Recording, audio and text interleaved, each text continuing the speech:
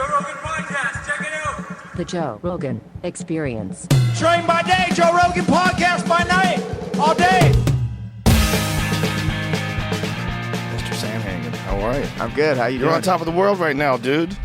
I'm a pretty happy guy right Woo! now. What a fight that was. What Yeah. a fight. That was, in my opinion, one of the most technical and one of the finest performances in that division. That 135-pound division, to have a guy like you and Marlon go after it like that, that was a fucking great fight. Thank really you. great fight. And you're like on top of it right now, man. It's really exciting to watch.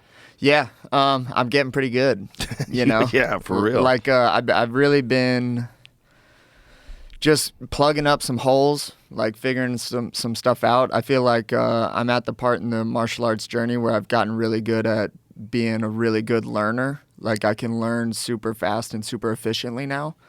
And it's like big time paying off. Like, not only that, but I also, the space I was in before that Cheeto fight was unlike one that I feel like I've ever been in my life. How so?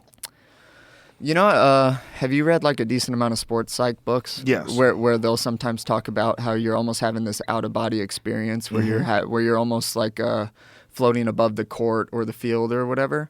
It was almost like that, except I wouldn't use the word like floating above, but I got to a space in that fight where I felt like all of the thoughts and all of the distracting things that sometimes happen in a fight were completely ignored, and this like higher being, better version, like best no thinker, just actor was running the show. Like, it's almost like I was watching the thing happen while I was in the fight, and there would be bits of me hopping in and being like, hey, throw this combination, hey, take a little bit more of a risk, hey, do this, and then that would get completely just watched, and this whoever was fighting that night that didn't even feel like me was the person that was fighting. It was fucking cool, man. Wow. It was cool, dude. It was like, you know, like a psychedelic experience feeling type of thing. Really? It was cool. What do you attribute that to? How did you get to that mindset? It's a lot of, you know, messing stuff up. Like, I remember the last time I was on was right after I had beaten Frankie. And I was in, it's just a bunch of different parts of the journey. And in that part of the journey, I was really in this space where if I could make myself more war, if I could make myself more angry, if I could make myself be up here, I would have success. That kind of stopped working a little bit after,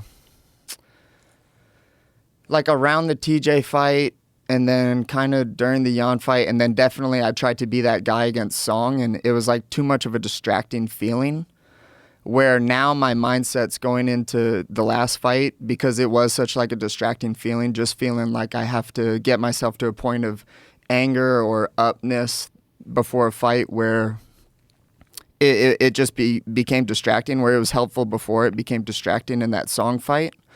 I bailed on that, and I just tried to be as mindful and as present as I possibly could. For like, and I know that those are like kind of corny words now, but there is some real substance to them when they're like really done well. And I would say maybe about 6 weeks before the fight, I had this moment where I was sitting on the couch because I put a lot of pressure on myself, and I want to be a world champ real bad. Where I was to the point where I wasn't enjoying any part of the camp, any part of the experience of fighting or anything. And I was sitting on the couch, and I just like, I think I was crying a little bit, and I was like, I can't fucking do this for the next 5 years of my life, you know, like I can't do this for the rest of my career. And I was like, well, what's got to change? And I was like, I got to take this pressure off of me, and I got to start enjoying every day a lot more than I am right now. And from that, like 6 weeks before the fight, I started doing that, and I really think that carried into the fight, and it made me be a lot less tense, a lot less tight, and it made me be able to fight with just like a completely free way of being. Wow. And is this something that you had previously thought that you could get to that space or wanted to get to that space? Or is this something that you kind of experimented along the way and found this path?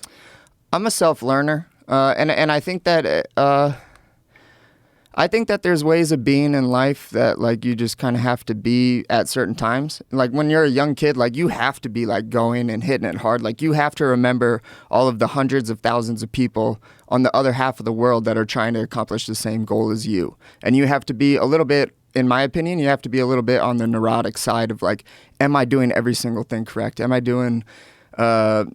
putting the right amount of pressure on me? That's totally a part of the journey, but I'm kind of more in the part of the journey where I've matured a lot as a fighter. I've matured a lot as a person. I'm getting married this year. Like I'm a little bit older. We're looking at kids probably in the next couple of years. And so I had to start thinking like, what's sustainable? Like what's like a sustainable way to continue doing what I love, but also becoming like a more mature adult? And that's just part of the journey that I'm in right now. And I don't think that anything was wrong with the way that I was doing before, but it just is like a moving target all the time. You know? So it's like you're just finding new ways to approach it and then realizing this way's better than the other way. Even though the other way was effective, this is even more effective. So you're constantly trying to tweak it. Yeah, and I think that everything kind of has its purpose. Like in those times where I was really embracing this like war mentality, this like very like bloodthirsty, vicious type of fighter that I was trying to be when I would go into the cage, that totally had its place because I had to experience what I thought that had to feel like in order for me to be the best martial artist that I can, because I do feel like I've pointed all of my energy in my life and my mind and my spirit and everything towards the direction of being the best martial artist that I can be. And so going through that had its purpose, man. Like I had to figure out what it was like for me to be like a vicious killer, you know, because in society that's like not cool, you know. So right. Like almost like the shadow self or whatever is like the subconscious term for it. I had to like experience that. I experienced it. I figured out that it was no longer serving me. It was being distracting. So what do I need to do now? Now it's like, okay, you figured that part out. You can be that guy whenever you want to be that guy, but now we're being present. Now we're enjoying it. And you don't really need to be that guy until you walk into the cage. And even when you do walk into the cage, you don't need to be this like really dramatic, super emphasized, like vicious guy. Like be that guy, but you don't have to overdo it. And when you're learning something, I almost feel like you have to completely overdo it in order to learn like where that cutoff is. Like even in technique, like if you could do an arm bar and win every single time with an armbar, why would you ever stop doing arm bars? Right. It'd be stupid. So like you figure out how to like do something, way overdo it, figure out where the cutoff is and be like, okay, I can't do it in like those situations. You pull back, you figure out what situations you need to do it in, and then you move forward. What was this? What happened? I lost. Can you hear me? My headphones cut out. Hold on. Check. Something happened over here, Jamie. I don't know what's going on, but I lost the headphones. We'll be right back, folks. Sorry about that. No, that's okay. So where were we at? So what was it about the other way you were approaching it, where, you know, last time you were here, you had just embraced this idea that you went in there with the intention to fuck people up. What was distracting about that? It's like a hot burning flame, you know, like I feel like it's I can only hold on to it for so long. Like I can't really like it's a lot of energy to be that up. And so when I would be in the back getting warmed up, because you don't know exactly when you're going to walk, so I try to be ready, you know, like 20 minutes before. I'd spend like 30, 40 minutes warming up, trying to be that guy, and then for 20 minutes trying to sustain that guy, and that's like a long time to be that up, you know? So even in this fight, because there's no preparing for that last hour before you go walk. Like, I don't care what type of guy you are or how zen you can be or how confident you are. That last hour before a fight, like, your mind's going to fuck with you a lot. And it's going to go to you thinking that you're the god of the universe to you thinking that, like, you're about to go get slaughtered. And in the back before, if I started to feel like I was, you know, having those, like, impulsive thoughts of, like, fear or you're about to go get slaughtered, I try to just cover that shit up real quick by getting like real pissed. And that's like a lot of energy to do. So before the Cheeto fight, I was super proud of the way that I was able to handle those feelings, because those feelings are like real as hell when you're in the back. And How do you handle them? well, I just watched them, man. Like I just realized like, okay, like I'm having this sense of fear in me. And I would just kind of sit there and be like, okay, well, I'm not really fighting right now, so just let the fear be there. Right now your job is to get warmed up. And so I just took it, okay, right now I'm getting warmed up. Okay, they said 10 more minutes till we walk. Okay, I'm having the sense of fear still. That's okay. I'm still in the back. And then step by step by step, okay, I'm walking out now, cool. Okay, looking across from him, okay, touch gloves, now we're fighting. It's literally, it sounds super fucking simple, but it's just step by step by step, man. Just like, okay, I'm having that sense, I'll just watch that and not really I mean, you acknowledge it, but you don't, I don't try to cover it up, or I don't try to like be someone else. I just kind of watch it as if it was just someone else. It happening to someone else, and then just move on. It doesn't sound super simple at all. Not to me, at least. I know what you're saying, and that feeling has got to be like riding a wild wave. Like you just got to maintain your balance. And to watch you go into that fight, what was so impressive, besides the fact that you're fighting a world-class guy in Marlon Vera, and you were controlling the action, was the overwhelming, like, the amount of information you were throwing at him. You were constantly changing levels, constantly threatening takedowns, constantly switching stances, and everything was, there's fighters kind of, sometimes they'll fall into a pattern, and you can kind of predict that pattern. There was no pattern with you. It was all over the place. And it was so overwhelming. When I was watching, I was like, Jesus Christ, like, this is so high level. And for like a casual, I don't know if they're seeing that. But for someone who watches a lot of fights and has been around martial arts, my whole life, when I was watching, I was like, this is about as high level as it gets. Thank you. Like, you were mixing shit up so well. Like, the way you were choosing your attacks, whether it was the low kick or whether it was punches and the switch stance to punches, the shot, it was amazing, man. It was really fucking good. It was really fun to watch, because it wasn't just that you were doing that, but you were doing that for 5 fucking rounds. Like, you never varied, you never slowed down, there was never like breathers. It was just a full-on assault of all of his reactions and all of his ability to read you. It was like attack, bang, hit there, okay, trying to settle, boom, this coming in. Oh, now there's a shot. It was like there was no breaks. Yeah, it was pretty awesome, man. It was pretty fucking wild. Yeah, it was pretty wild. I think that's always going to be one of my stronger points, is that I can make decisions a lot faster than other people. I honestly think that's what makes good people from great people, because good people can make the right decisions and continue to make them.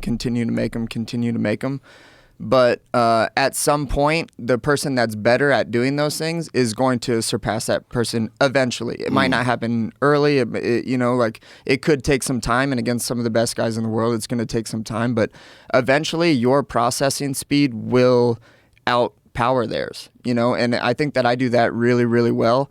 I think that my training has a lot to do with that too. What is different about your training? So all of the conditioning that I do, or almost the conditioning parts that I take really seriously, are the sparring days. I used to like hit mitts real hard, and I still do like a strength and conditioning workout once a week. That's like, 30 seconds, minute rest, stuff like that. But there's no getting tired like there is getting tired in sparring. So I'll do, I usually do 10-week camps. The first week I just knock the rust off, and then I do 2 7-round weeks. So we spar Tuesday, Fridays. I do 7 rounds those days, and then the next 2 weeks I do 8 rounds both of those days, and then I'll do like 6, and then the rest of them 5, because I want to get used to 5. But in those 7-round weeks and those 8-round weeks, those are hard as fuck, man. I try to get so tired where I'm just like, I don't feel like I can make decisions anymore. And I really think that having the concentration to focus for those 40 minutes makes it way easier for me to focus in the 25 minutes. I don't really know if that's science or not, but I definitely think that if I can stay focused for 40 minutes, 25 minutes will feel like nothing. So I really push myself there. And is this a strategy, or is this a program that you've just developed over trial and error? Yeah, I make my own shit up pretty much. You know? Really? Pretty much. Like so Christian Allen was my coach. He's like the guy with always the crazy haircut, kind of built like me. Christian Allen has always been my coach. And he's an interesting guy. Like a lot of his philosophies are really traditional martial arts philosophy. Like he turned me on to a lot of really, like people like Bruce Lee, of course, like Krishnamurti, like just like free thinkers. So he always instilled in me this, and tried to empower this ability inside me to think for myself. Because I think that a lot of people don't really do that in the sport, to be honest with you. I think that a lot of them get their hand held by their coaches, which is totally one way to do it. And honestly, a lot of people do need that. But I was never taught to be that way. I was taught to be the quarterback of my own game, not like someone that takes orders. He instilled that in me big time. So I tweak things and handle a lot of the way that I do things in camp by myself. I, of course, have people around me that I know love me a lot and care about me enough to tell me what they think I should do, and I will listen to them if I think that they're right. But a lot of it is like me just kind of being like a lone wolf in life and in martial arts a little bit, and me just figuring stuff out myself. So do you think that's because, well, obviously nobody knows you better than you, and you're absorbing all these techniques from all these different people and all these strategies from these different coaches, but ultimately it's up to you to execute with your mind and your body. And so you've just decided the best way to do that is to absorb all this information, but even maybe more important, do it yourself. Yeah, definitely. Yeah, what's the Bruce Lee quote? It's like, accept what's useful, discard what's not useful, and then make it your own, or whatever it is. Yeah. That's like martial arts, like that's what Christian taught me from when I first started when I was 17 years old. And I think it's the way to do it, man. Like I really do. Like I when I think about other sports and how they compare, I don't think like at the very highest level, when I watch interviews of like Kobe Bryant or Michael Jordan or like Tom Brady and all of those guys are interacting with their coaches much differently than a lot of the other players and coaches will interact with each other. Where it's not the coach isn't telling the player what to do. The coach and the player are interacting, I think, when you get to a certain level. And me and my coaches kind of, sometimes we'll get into it, like I'll be like, hey man, like, I don't think that that's like a reliable way to go about doing things, because I think building, like I use the word reliable a lot, like when I'm coaching people, because you don't want tricks, like tricks are okay. You want things that are reliable. And, so that's like what I shoot for when I'm trying to like learn techniques and learn different things. Is it's like, is this reliable, or is this kind of like a tricky thing that like will sometimes work?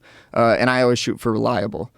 So I'll get into it with my coaches sometimes, like, hey, Banks, like, I don't know if that's that reliable. Can you give me an example of something that's not that reliable? Sure. Let's say like a low single, or like a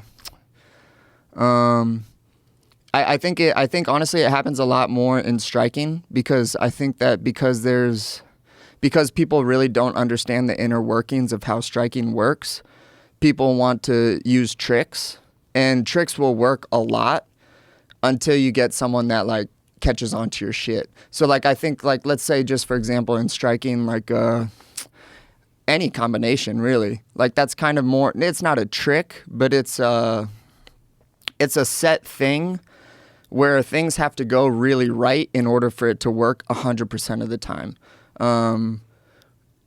And I don't really think that that's the approach that you should take in striking. I think that the approach to striking should be reliable things. It should address space, it should address position, and it should like address angles. And like those are like the three areas of striking and the inner workings of striking that don't really get talked about, because a lot of it is taught in a very tricky way, because tricks are very digestible for people.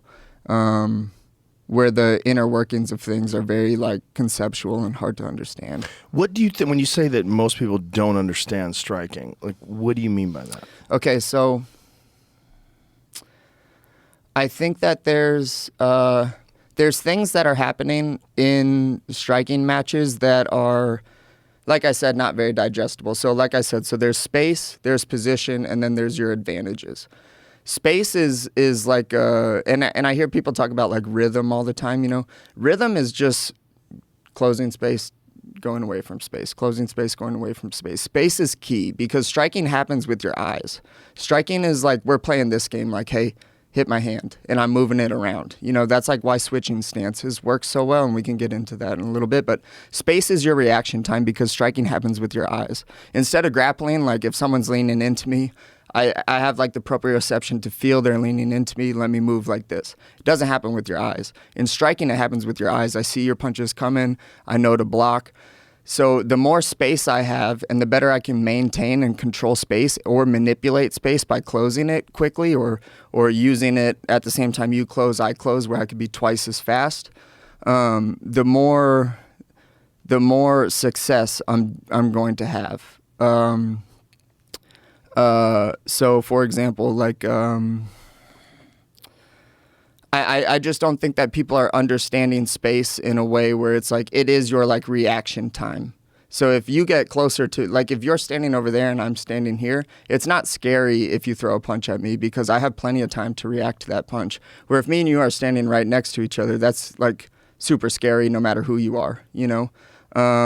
So space is reaction time, and I really don't think that a lot of people see space like that. They see space like, oh yeah, like you're at the end of my jab, that's when I can hit you. Everything is about like, can I hit you, this and that. Where like the defensive piece of striking isn't really harped on as much because again, it's like not as digestible. And then there's of course like position, like my position and then your position, my position according to your position. So like lefty, righty, righty, lefty, lefty, lefty, righty, righty. And all of that is important because if you're in a different stance than I am, the targets change. Like what you throw is different than like the attacks that you'll have are very different than the ones that we would have if we were in the same stance, if we're in the opposite stance. I don't think that people necessarily pick up on those things too. I don't think people super understand position as like my guard, like where am I open if I stand like this and where am I open if I stand like this. The advantages, like being a little bit outside your shoulders on each side so that I can take angles a little bit easier. If I'm standing over here, I know you're going to correct yourself here, so I'm going to step here. You're going to correct, I'm going to step here, and then eventually I'll be able to build off of attacks. But that to me is what striking is. Striking isn't, it's a positional battle, and it's a battle for space. And it's not like combinations, and it's not set things. Not set things, yeah. Mm-hmm. So what your style is very stance switch dependent. You mean you do that as good as anybody alive, and it's such a valuable asset. And it's more fighters are embracing that now than ever before. But there's something about that. If you're accustomed, like if you're accustomed to standing southpaw or you're accustomed to standing orthodox, and you're accustomed to facing fighters that are southpaw or orthodox, you get like used to attacks coming from different places. But when you're doing it, you're mixing shit up so much that you can see this overwhelming thing that's happening to the opponent. You could see like one of the things Cheeto said, he couldn't get started. But the reason why he couldn't get started, in my opinion, he's a great fighter, but it was you. It's because you were constantly feeding him with reads and information, and it was never ending. So there was no break where he gets to find his openings, no break where he gets to initiate. It was just overwhelming.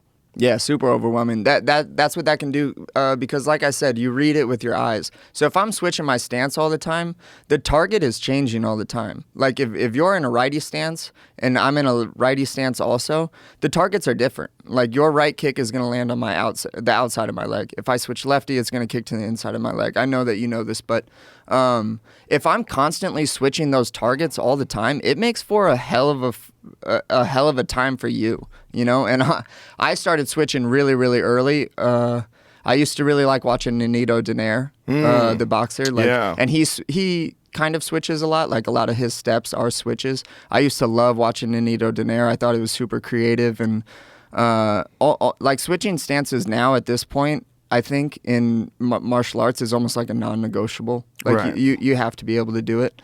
But it just changes the target. It changes my weapons like so much where like if you can't keep up, it's just going to like fry your brain. And I felt that with Cheeto, you know. I felt like anytime he started to understand my movements, I would just change, or I would start level changing, or I would start doing something different so that he couldn't get an opportunity to be like, that's what I need to do. Because then I would just change it, and then he'd have to figure out something else. One of the things that was fascinating about that fight to me is that it's so obvious that even though you have physical skills and he has physical skills, it was your mind. It was strategy and it was execution. There was a lot going on there that was important to you winning that fight. And it wasn't just your physical ability. It was really like the best example of what I love about MMA, which is that it's high-level problem solving. And you were creating all these problems, and he didn't have answers to some of them, and you had answers to his problems. And that's a mental game.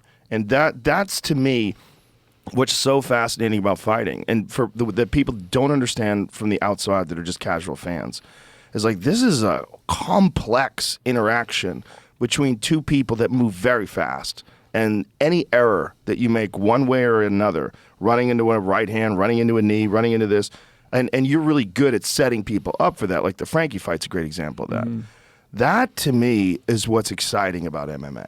And so when I see a guy like you that I clearly see, like, oh, this motherfucker's on another level. Like, you hit something. Like, whatever it is, like, were you talking about this mindset change, or it's just this stacking upon skills and layers and experience till you get to this championship form. When there's a really exciting time when a fighter comes into that championship form, and that's what I saw in that fight. I appreciate you saying that. Thank you. Yeah, I don't really know what it is either. I think that I've definitely just matured a lot as a fighter. I think that that's like a big piece of it too. I took a lot of pressure off my shoulders. I'm like a phenomenal learner, to be honest. Like if I do toot my own horn, I think that that's something that I'm really good at. Is that because you're open? Because you're obsessed? Is it because I'm obsessed? I'm very thoughtful. I don't think I'm a smart guy. Like I think that I read a lot of books, so I speak kind of okay. And then, but I'm not smart. Like they in first grade, they used to take me to another room to like learn how to read. You know, I used to have to like ask my mom, like, hey, like, why do I read it like different books than the other kids? You know, so I'm not a smart guy. Like I never did good in school, but I'm thoughtful. And you could use the word obsessed too, but I think I'm incredibly thoughtful about the way that I'm going about doing things. Like in life, in fighting, I try to be super, super intentional. I make notes every Monday and Saturday. I make notes. On Monday, I make notes of the things that I'm working on, you know, like a to-do list, like sometimes how I'm doing, all of that stuff. But I'm super organized in the way that I'm like trying to learn and the things that I'm trying to like progress in, whether they're technical things, mental things or whatever. And then I recap all of those things on Saturday, made sure that I did them. And then I write down what worked, what didn't work, what I need to continue to drill, what I should pull back on, because I don't think it's really worth the time, because there are so many techniques and some things just aren't worth the time at certain points, you know? So I'm super thoughtful, I'm super organized, and I think that that's like probably one thing that separates me, is because I like everyone wants it kind of the same. Everyone's a really good athlete. Everyone works really hard physically. But like there's got to be some X factors. Like it has to be everything if you really want to like be a world champ, like I say that I want to be. When did you start doing this note-taking thing? Probably 7 or 8 years ago. 7 or 8 years ago is when I started working with my sports psychologist.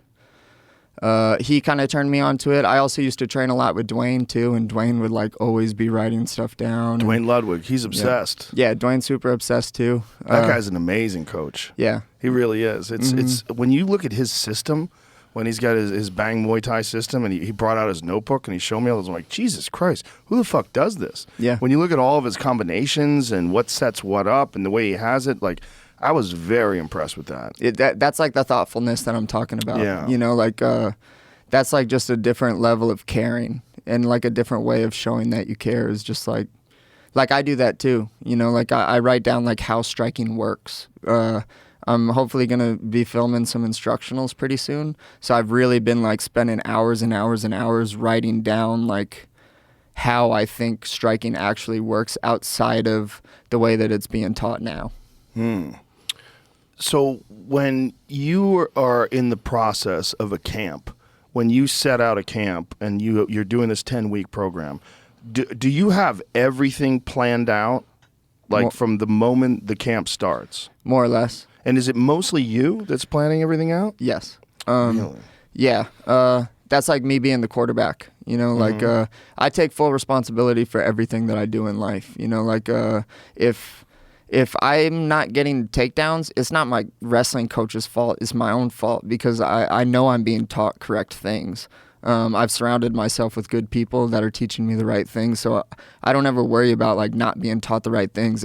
If I don't get good at something, I like almost feel pathetic because I'm like, man, this guy's like with the wrestling. Like if Banks has to tell me something week by week by week, I start to feel like pathetic. I'm like, why am I not getting better at this? You know? So I take responsibility for every single thing. That way there's no one for me to blame except for myself if I lose. And that's another thing that I don't know that a lot of people are doing too. That also causes me to like get into it with some people sometimes too, which is fine also, you know, because they know I love them and they know, and I know that they love me. So it's not really like a big deal when we do get into it, but I write down, week by week what I'm doing, what my Monday, Tuesday, Wednesday, Thursday, Friday, Saturday looks like when I'm doing my visualizations. I incorporate like a decent amount of self-hypnosis type things that I like doing too. I write down when I'm doing that. I write down when I'm flying training partners in, when I'm going out to Virginia to train with Ryan. It's pretty much like to the T written out. When you say self-hypnosis, like what are you doing there? They're like, so a lot of them, so this dude Michael Seeley on YouTube does them. They're just like 50 to like an hour and 15-minute hypnoses where they like calm you down for like the first 15, 20 minutes. They try to get you super present. And then I enjoy, there's all different kinds of them, but I enjoy doing the ones where they like almost walk you through like finding your spirit animal or like going on an astral travel or something like this. I think that there's a lot of substance to getting to a really calm place and then letting your imagination kind of like feed you what's kind of going on deeper inside of you. And I do a decent amount of those, which sounds a little bit funky and a little bit weird, but I've had some super intense experiences by just literally laying there, put my headphones in and listening to this dude talk on YouTube. Well, I'd imagine I feel like when you're at your level, and one of the things that's exciting about what's going on right now in the Bantamweight division is that there's so much talent. Mm-hmm. It might be the most talent-stacked division in the UFC. It's hard to say because 55 is great, 45 is great. There's a lot of amazing divisions, but for my money, I think 35 might be the motherfucker because there's just so many guys. There's Merab, there's Piotr, there's Marlon, there's you, there's Aljamain, there's Cejudo's in there now, and there's all these guys coming up too that are super high level. Chris Gutierrez, there's some fucking killers, and everyone recognizes that the level is so high in that division, and they see a fight like your fight with Marlon or Merab's fight with Piotr, and it's like, Jesus Christ, man. If you want to compete in that division, you got to have everything right. You have to dot your I's and cross your T's. You got to get that fucking exact amount of rep. You got to do everything. Hell yeah. Everything. Yeah. This is just the most insane pressure cooker that I think any division has ever had because I feel like there's like 8 world champions competing for the number 1 spot. Any one of these guys could be a world champion. Any one of these guys. And in another time period would be a world champion. But because of what's happening in MMA right now, because the skill sets are so high and the talent level is so high that everyone's recognizing that, and you're seeing these fucking insane breakthrough performances like every time from these guys, like Merab versus Piotr, like you versus Marlon. These breakthrough performances are just like where everybody else is like, God damn, got to go back to work, because it's just so pressure intensive. I know, it's actually really awesome. Like I reflect on that sometimes, where I'm like, damn man, like you're in the hottest division in the biggest organization in like the most badass sport right now. Yeah. And that's fucking cool, man. Like when I reflect on that, it's awesome. And it also is like, it's literally going to bring out, it has to bring out the best in me for the next rest of my career. Like, it's absolutely has to. Like, it's not one of those divisions where it's like, I'm going to beat that guy, I'm going to beat that guy. And, like, literally all the way up and, like, past the outside the top 15, I'm like, man, if you're not on your P's and Q's and you're not working your ass off like you were a 21-year-old kid, you're going to be fucked. And so, like, that... I wouldn't have it any other way, man. Like, that's what's going to bring out the best in me, and I'm, like, super just grateful that I get to be a part of it while it's actually happening. It's kind of, like, feels surreal that that's the scenario. It's awesome. It's awesome that you're embracing it like that, because it's awesome for me as a fan to watch this happen, because I think it's very unique. I think it's very special. It's like, you remember back in, like, there's a Showtime documentary on the golden age of, like, when Hagler was fighting Leonard and Hearns was fighting Duran and Duran was fighting Hagler, and these guys, they all fed off of each other, but it was only a few of them. Like, the UFC right now, it's a goddamn carnival. I mean, there's a fucking massive crowd of assassins that are all competing, and you'll see these new bantamweights that come into the UFC. And, you know, they might have 16, 17 fights outside the organization, and then you'll see them in their debut. You're like, Jesus Christ, this guy's world class. World class already. First fight in the UFC. I mean, that to me is so exciting, because this sport is the only sport that you could really name that if you go back to 1993 and you look at it from 2023, you're looking at a massive evolution in the game. Massive. I mean, not even comparable. There's not a single person from 1993 that looks like they're a world champion in 2023. But if you go back to 1993 in boxing, you got a lot of world champions. You got Oscar De La Hoya, Julio Cesar Chavez. You got fucking assassins who can compete in any division or in any, rather, era at any time in boxing. You don't have that in the UFC. You have this complete new kind of thing that's emerging and evolving, and you're seeing these top performers that are just reaching total new heights.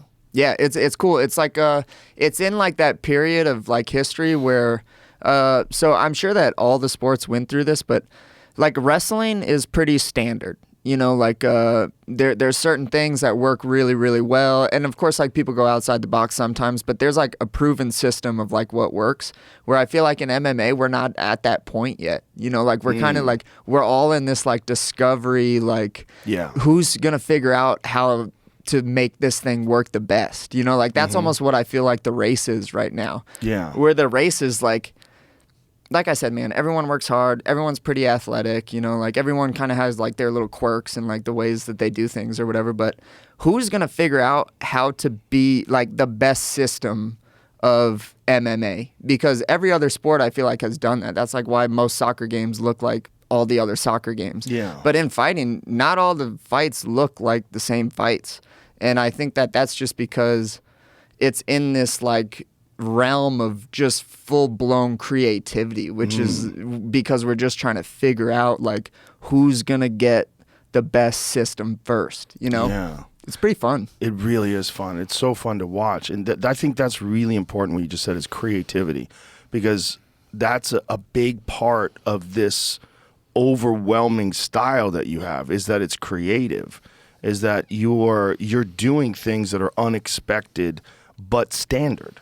Like you're doing punches, kicks, takedowns, but unexpected. So you're finding a way to deliver these things inside of these spaces and movements and stance switches. It's fucking wild to see, man. And it's so exciting to witness this growth of this, what I think is the greatest sport that's ever existed, and to watch it blossom and bloom and become what it is now. It totally is, man. Like, fighting's the best sport in the world, man. There's nothing, in my opinion, there's no other sport that's more inspiring either. Like, it's one, like, fighting's entertaining as hell. But, like, how inspiring is it when you watch, like, a guy like Volk go fight Islam up a weight class? You know, like, how inspiring is that? Sometimes I wonder if that's just me, but I don't really think it is, man. I think it inspires the world. That's a Rocky movie. Yeah, seriously, man. Like, Israel taking on Pereira this week. Like, how inspiring, man. Like, the guy's lost to him 3 times, and he's like, he knows, man. Like, he knows that if he loses again, like, he's probably not going to fight for a title for a little bit. Yeah. That shit's inspiring, dude. Like, how much higher can the stakes get? Can't get any higher. Have you been watching his training footage? I've been watching some of the embeddeds. He's got his own channel. I think it's called Freestyle Bender, and he puts up all these videos of all the shit that they're doing. And this motherfucker's going so hard. Yeah, he's going so, like, you could see he's just broken at the end of some of these sets and training sessions. It's just he's going as hard as he possibly can with this mindset that there's a way to conquer this guy. There's a way to beat this guy, and I'm so fucking pumped. I can't imagine. It's 2 fucking days away, man. I know. It's 2 Are you days gonna call away. it? Hell yeah. Oh, you are nice. I can't wait. Lucky. I know. I thought about going, and then but I'm gone too many weekends. But man, I can't wait. I can't wait. And Moz Vidal and Burns. I kind of want to see who wins that fight too. That's a very interesting fight. It's going to be interesting to see if Moz Vidal can handle the Burns' takedowns and Burns' aggression. It's just, where's Moz Vidal in his career? You know, I mean, he looked great in fights in the past, but then, you know, you see the fight with Kamaru, he gets KO'd, and then he loses the fight to Colby, he gets overwhelmed. Like, where's he at right now? He's older. I think, did he say he's 38? 37 or 38?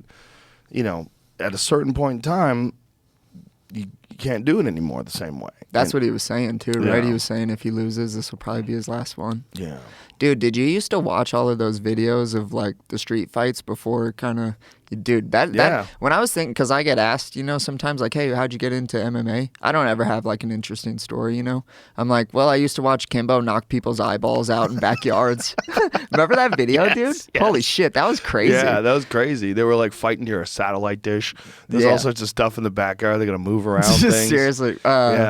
Yeah, I remember there was, like, a stint in my, like, teenage years where I just would watch World Star Hip Hop, like... Do you ever get on World Star Hip Hop? Oh, yeah. Yeah. Where it would just be like fight compilations. And I would just watch for like 40 minutes, just like people beat the shit out of each other on the streets. And I thought it was so awesome. That's like what got me into fighting. I was crazy. like, oh, yeah, I want to fuck some people up like that. That looks cool. It's funny that got you in, but your style is so intelligent. Yeah. It's like your style is like high-level chess, but that's just madness. Just KOs and... I mean, I think the fantasy, I think, for most dudes that don't fight is they just want to, like, you know, like, be tough. Like, everyone wants to be, like, tough, you know, and fighting's the best way to be tough. And when I was, like, younger and just watching that, it was like, fuck yeah, I want to be, like, so tough and, like, kill people the way that those people do, and, you know. What's fucked that most people don't understand is the amount of work that's involved just to get your body physically prepared to be able to fight for 25 minutes. It's so taxing to the mind. It's so grueling for your just everything gets tested. Your ambitions get tested, your will, your fortitude, your commitment, your distractions, your self-hate and loathing, your self-love, your ego. Everything gets tested. I can't think of another sport where people go in and probably worry or have to, like, be super concerned about how tired they're gonna get. Like, can you? Like, right. I like think about, like, basketball, football, you know, like other sports. There's always substitutes. Like, that's like a major demon to conquer on your way up in MMA. Is like, how do I not be scared of getting tired as hell? Because it's the most tiring shit in the world, especially when you're coming up and, like, you're nervous in fights and you don't really know what you're doing. Your technique isn't as good, and I can't think of another sport where where you have to go in and be like, man, if I get tired, I'm gonna get my ass kicked. Like, literally get my ass kicked. That's like another thing that makes MMA cool. It is, and that mental battle and wondering whether or not you've done enough in camp. Because there's some guys that are very, very talented, but they're not very disciplined. And those guys, you could always see that moment where the other guy is in shape and they start to doubt and start to think about, maybe I ate too many donuts, maybe I slept in, missed a few training sessions that I could have gone to, and now I don't have the gas tank and this guy's coming after me. Yeah, that's a horrible spot to be in. It's a horrible spot to be in. Yeah. And there's another thing about MMA is the management of your energy in a fight, and these calculated maneuvers of when to burst and when to take your foot off the gas, and when to know, like, have an understanding of your body, like what it's capable of at any given moment. And it's one of the things that drives me nuts about bad refereeing. Like, say if someone has a big burst and shoots for a takedown, massive struggle, gets it to the ground, and then is trying to intelligently move to a place where they could do damage, but the other person is defending well, and then the referee interferes and stands them up. I'm like, Jesus fucking Christ. Do you know how hard it is to get someone to the ground?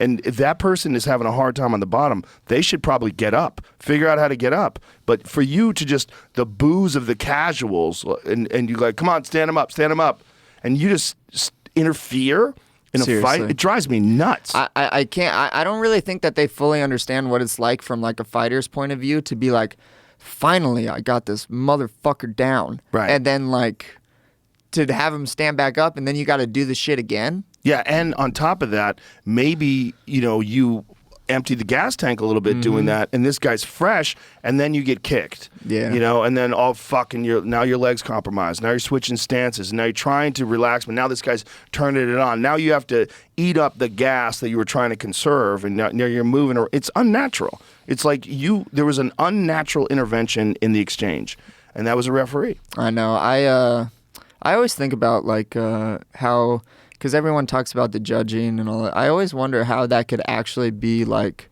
again, like reliably fixed to where we're not just like guessing, or we're not, like, and it seems like super hard. But I think that the problem isn't with the criteria as much as it is with the actual rules. Like I almost feel like say you work real hard, you get a takedown, and there's 3 minutes left on the clock. And then there's just so much ambiguity as to like how much is enough damage. That like there's so much ambiguity happening that, unfortunately, because it'll mess up some other things, I almost feel like you have to add in rules where like, okay, so I get stood up if I can make it so that this guy can't punch me for 30 seconds or whatever amount of time it is or something.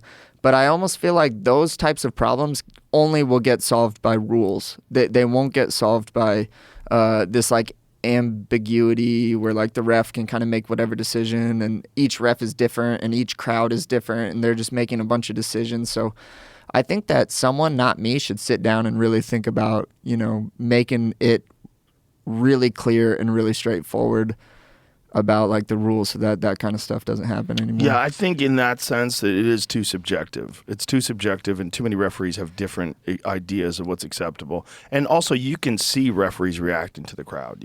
We all see that. I think that's ridiculous. That should never Judges take place. too. Yes, for sure. There's a lot of bad judging. Jesus Christ, some of these decisions lately where they like, who gave Marlon the fight? I don't know. Somebody gave Marlon the fight. Yeah, okay, I know. That's fucking insane. I want you to imagine if there's 3 people who gave Marlon that fight. I know. What if one other dude fucked up that night? Because that guy obviously fucked up. But imagine if it was someone else and I like went home a loser, like scratching my head, like insane. Yeah, that's one pretty of scary. The best performances of your career in a fight where everybody who watched thought you won. Everybody. Like the idea of giving that to Marlon, and I'm a Marlon fan. He didn't win that fight. You won that fight. It's clear. So whoever the fuck that judge is, you're not doing that anymore. Like you can ruin careers. You could take away win bonuses. Yeah, they need a universal. They need a universal commission. Yes. Like I really think that should, because I almost wonder like why the UFC hasn't done it yet. Because if I was the UFC, it would be in my best interest to make sure that everyone's on the same page so that someone doesn't like mess something up, like, because that fight very well, if one other person got it wrong, just one other person I could have lost, and then like that would have changed a lot of stuff, man, because it just would have, like people care about wins and losses. I almost feel like someone should look into making a universal commission so that the rules are laid out clear.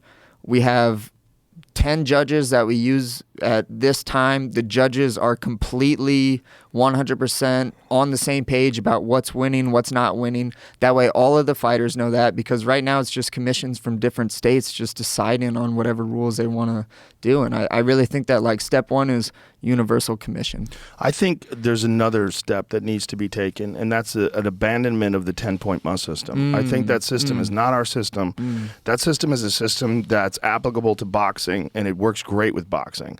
You're dealing with two weapons. You have just punches. You have a bunch of different ways to apply those punches, but you have a left hand and a right hand. That's it.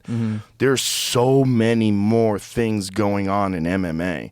It's exponential. There's takedowns, there's submissions, there's ground control, there's being able to dictate the pace. There's so much that happens in MMA that doesn't happen in boxing, because of all the different skill sets and the different weapons and how they get applied and what's more valuable than the other thing. I think it should be a very comprehensive system, and I think there should be way more than 3 judges. I think there's a real good argument to have like something like 10 judges and have, because like experts. I mean, guys like, I mean, if you can get, I don't know, Faraz Sahabi would do it, but like that level of expert. The guys like Saif Saud, these fucking world-class coaches and trainers, have guys like that judge fights. Yeah. You'll get a real solid understanding. And if you have 10 of those, 99.9% of the time you're going to get the right winner. But if you have 3, and no disrespect, but some of these people just shouldn't be judging. If someone judged Marlon winning over you, they should not be judging an MMA fight, because they're not paying attention, maybe they're on drugs, but they definitely didn't see what I saw, so it doesn't make any sense to me. Sure. Even with the 10-point must system, which is a fucked up system.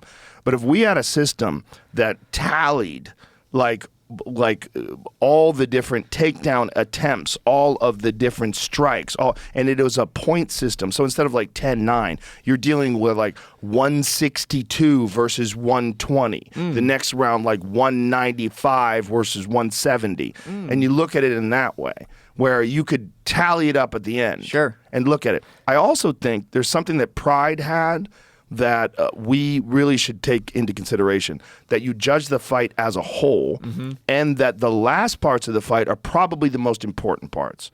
Like when you saw Volkanovski on top of Islam at the end of the fight, pounding on him, that is fucking gigantic. That matters. That matters, because if this is a schoolyard, the schoolyard analogy, the teachers come and break it up and you're on top, you fucking won. Yeah. No one's going to say, Islam won that fight, we got him. No, you didn't. Yeah. No, the teachers stopped the fight with Volkanovski on top of you, punching you in the face. Yeah. He won that fight. That's a great point. Everybody who saw that at the end was like, Volk got him. Yeah, that's a great point. I even look back to Gaethje and Fiziv's fight. Like, mega close fight, but the judges got it right, but Gaethje at the end was definitely going to be the guy that, if that went another 10 minutes, Gaethje was winning that fight. Yes. Yeah. Yes. That's interesting. That's actually, that's actually a really good idea, I think. Yeah, like why not make takedowns points? Yes. Like how they do in wrestling. Right. And then why not make it almost the same as collegiate wrestling, where if you get up, that's a point too. Right. Calf kicks are a point. This is a point, and all of it gets tallied up. And so it's significant. There's that thing, significant strikes, which is kind of interesting. But sometimes significant strikes are body punches when you're on the ground, which we both know are not as significant as like a front kick to the gut when you're standing up. It's got more power to it. So what is significant strikes? Maybe significant kicks versus significant punches. Maybe some kicks are worth more, like a head kick is worth more. A calf kick, when you see damage, when you see someone limp, that's worth more. Like, how many points is that worth? Yeah, I agree with you. I almost feel like it's probably the same process same thought process that Taekwondo went through when they were like creating the rules for their sport too, right? Like, I could see how potentially there would be maybe some issues with like people just touching, Yeah. But even then, like, I mean, you can't ever really tell how hard someone's hitting ever. No. You know, like even a guy like Pereira. I was watching some of his like highlights and stuff earlier this week. The way he punches people, it doesn't like they come from here, and they don't like look like this. Right. But when he hits someone, bro, their head snaps back. Yeah. Like it's definitely so you can never really tell, I guess, how hard those types of things you can't. It would be super hard to like judge from a subjective point, but I definitely agree with you that there needs to be like clear set like. This is worth more than this. This is worth more than this. Like, if I get a takedown, but I've been beating you up for a minute, and you get a takedown on me, actually, like, what's the balance there so that I don't have to fucking guess while I'm in the middle of, like, trying to, like, beat this guy up? Yeah. I think a larger number. That's I a don't good think 10-9. I don't think 10-9 makes any sense to me. It's just too much room for interpretation, too much room for subjectivity. I think we should have some really large number. That seems it's just such a different sport than boxing. 10-9 makes sense in boxing. 10-8, he got a knockdown. Makes sense. It does not make sense in MMA. Because so you'll see guys get knocked down and win the round. Yeah. You know, it's like, well, how hurt was he on that knockdown, and what should that count for? You know, we don't count knockdowns in the same way that boxing counts knockdowns. Where you, like, if you're watching, like, Caleb Plant and Benavidez, if Benavidez knocks Caleb Plant down, you know that's a 10-8 round. Yeah. Everybody knows. Oh, he's got a 10-8 round. He won that round. That is not the case in MMA, where there's a clear-cut thing that you could point to and say, you know, there's so many fights that are so goddamn close. Like Sugar Sean and Piotr Jan. Perfect example. Like, Jesus Christ, that was a close fight. Yeah. Why? And you got to, like, really look at it to try to figure out who won. I think they got it right, but when I first saw it, I thought they got it wrong. Because I first saw it, and Piotr was on top. At the end of it, I was like, I think he got it. And like, oh, wow, he won. But I was eating. I was backstage at a green room after a comedy show, hanging out with friends. But watching it alone, I was like, okay, that is a complex fight where it's close, but I think they got it right. I do too. I think there should be a complete overhaul of the scoring system. And I think they should have some sort of a conference where they get together with experts and world-class referees and judges and trainers and fighters, and everybody has input. Do it at like that UFC Fighter Week thing that they do in July, and have a fucking conference where they literally sit down and try to remap the way we score fights, because there's no reason to keep scoring them this way. No one's holding a gun to our head. No one's making this 10-9 thing. We just adopted it because when we wanted to be sanctioned in the initial part of it, you had to get through the athletic commissions, Nevada State Athletic Commission being the best, and all these other ones, you know, being secondary. But they had a system that was already in place, so we took that system from boxing and we applied it to MMA. I agree with you. Yeah, they got to do something, dude, or else it's literally going to happen like every single month. Yeah. And people are going to be upset about it, and it's going to be a topic of conversation until it gets fixed. Yeah, there's been so many fights recently. The Angela Lee Macy Barber fight. There's been a bunch of these fights where you watch it after, you're like, what the fuck did they watch? I watched that fight in the back a little bit. Yeah. Because that was the same night that I fought Cheeto. And I remember in my head, I was like, oh, well, you better fucking win this fight by a margin, you know? I know, right? Yeah. That was crazy. I know. That decision was nuts. Like, Yeah. I just couldn't understand it. There's a lot of those lately. And I don't know what the fuck is going on. But I don't know what the fuck is going on either. Like, I mean, I hate to keep bringing this up, but the fucking Cheeto getting a one judge calling that fight over you. How? Yeah. How? I think I might have an idea. So that guy was judging or reffing a fight of my guys along, like, maybe like 4 years ago. My guy was in a rear naked choke, but it wasn't like sunken in. His angle was right, so it was like, you know, it wasn't in. We're yelling at the guy like, hey, don't stop it, don't stop it, don't stop it. The guy stops it. And then, you know, like, I'm like, hey, man, like, you really screwed that one up. And, like, maybe I didn't say it that nice, but that same ref was the judge that scored it for Cheeto. So I don't think he, like, liked me that much, maybe. That's all speculation, of course, but Well, that makes a lot of sense. Might make some sense. That's the only thing that makes sense. And I don't really mean to throw that guy under the bus because I actually only really realized this like a few days ago when I looked up what the guy looked like. And I was like, oh, that's the guy that I kind of bitched out for like fucking up 4 years ago, you know? And it wasn't like the best interaction with that guy, you know? But Yeah. I don't want to shit on the guy because the guy's already getting so much heat as it is. Well, But he should get heat for that.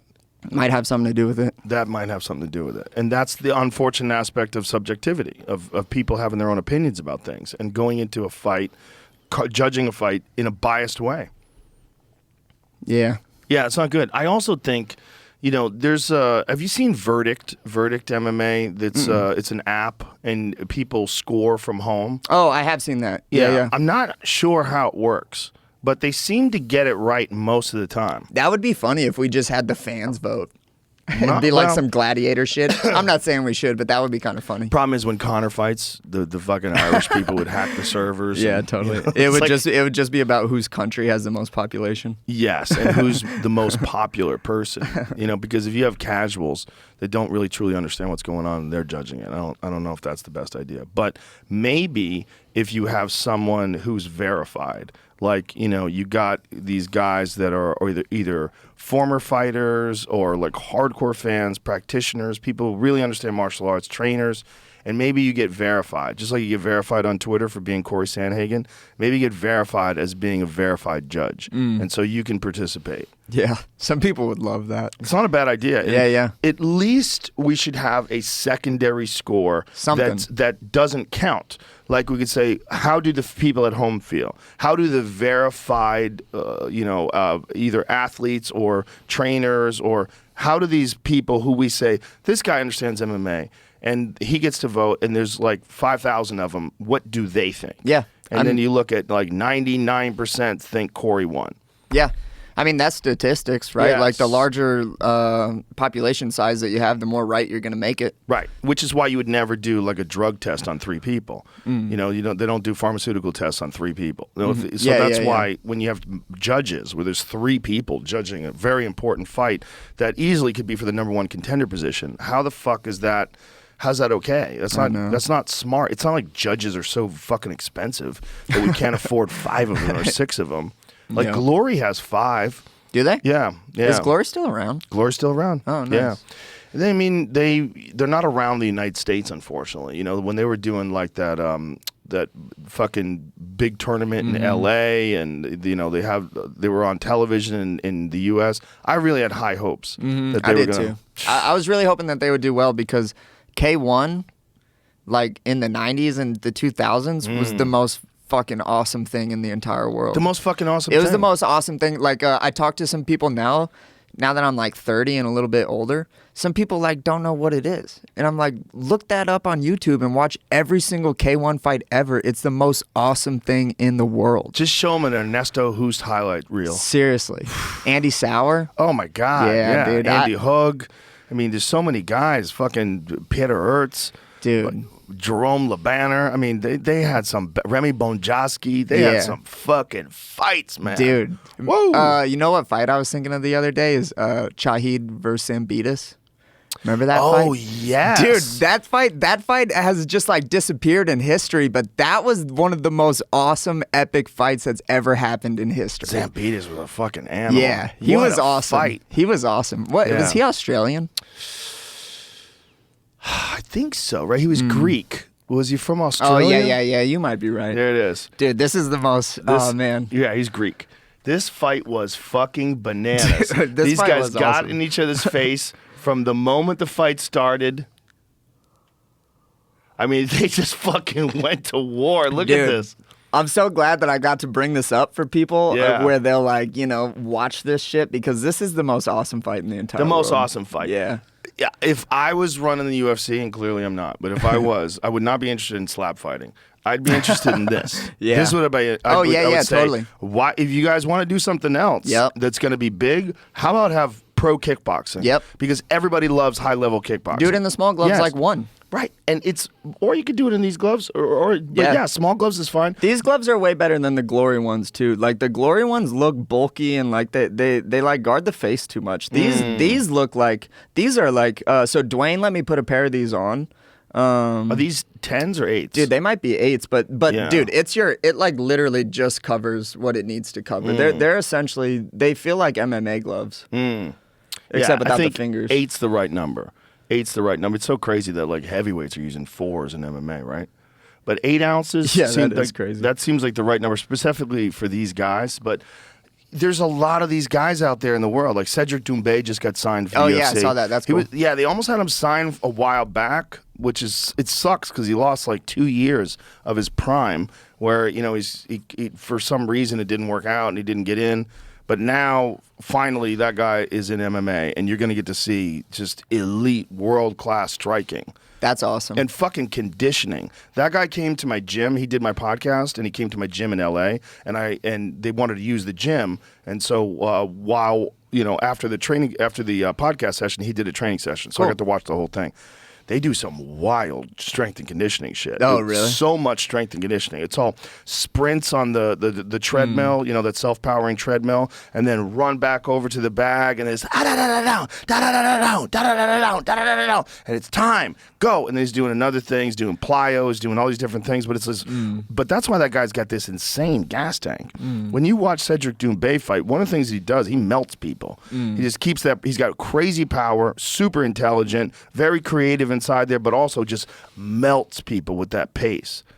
He's been around for a while too, right? He has. Okay, yeah, because I was going to say I haven't seen much of his fights recently, but I know that he's been around for a while. He's a comedian. Like a legit comedian? He's a comedian in France. Yeah. Oh, really? Yeah, he's a funny dude, man. Oh, that's cool. There, Cedric Doumbé shoots down reports of UFC deal. Oh, no. The rumors of Cedric Doumbé signing to the UFC cropped up after the fighter shared a cryptic post on social media. Because I know he was about to be signed at one point. So what the fuck? It hasn't happened yet officially is all. Oh, so he got a call from Dana White, and he sent a picture of it. Yeah, here's his last tweet about it. He said this. He's like, I know you want to see me at the UFC. I really want to make you love, but the choice offered me is really not easy. And at 30, it will be the last choice of my life. Look how he spelled choice. Yeah. That's French. That's French. Is he spelling it in French? That's what it is. Choix. This is my choix.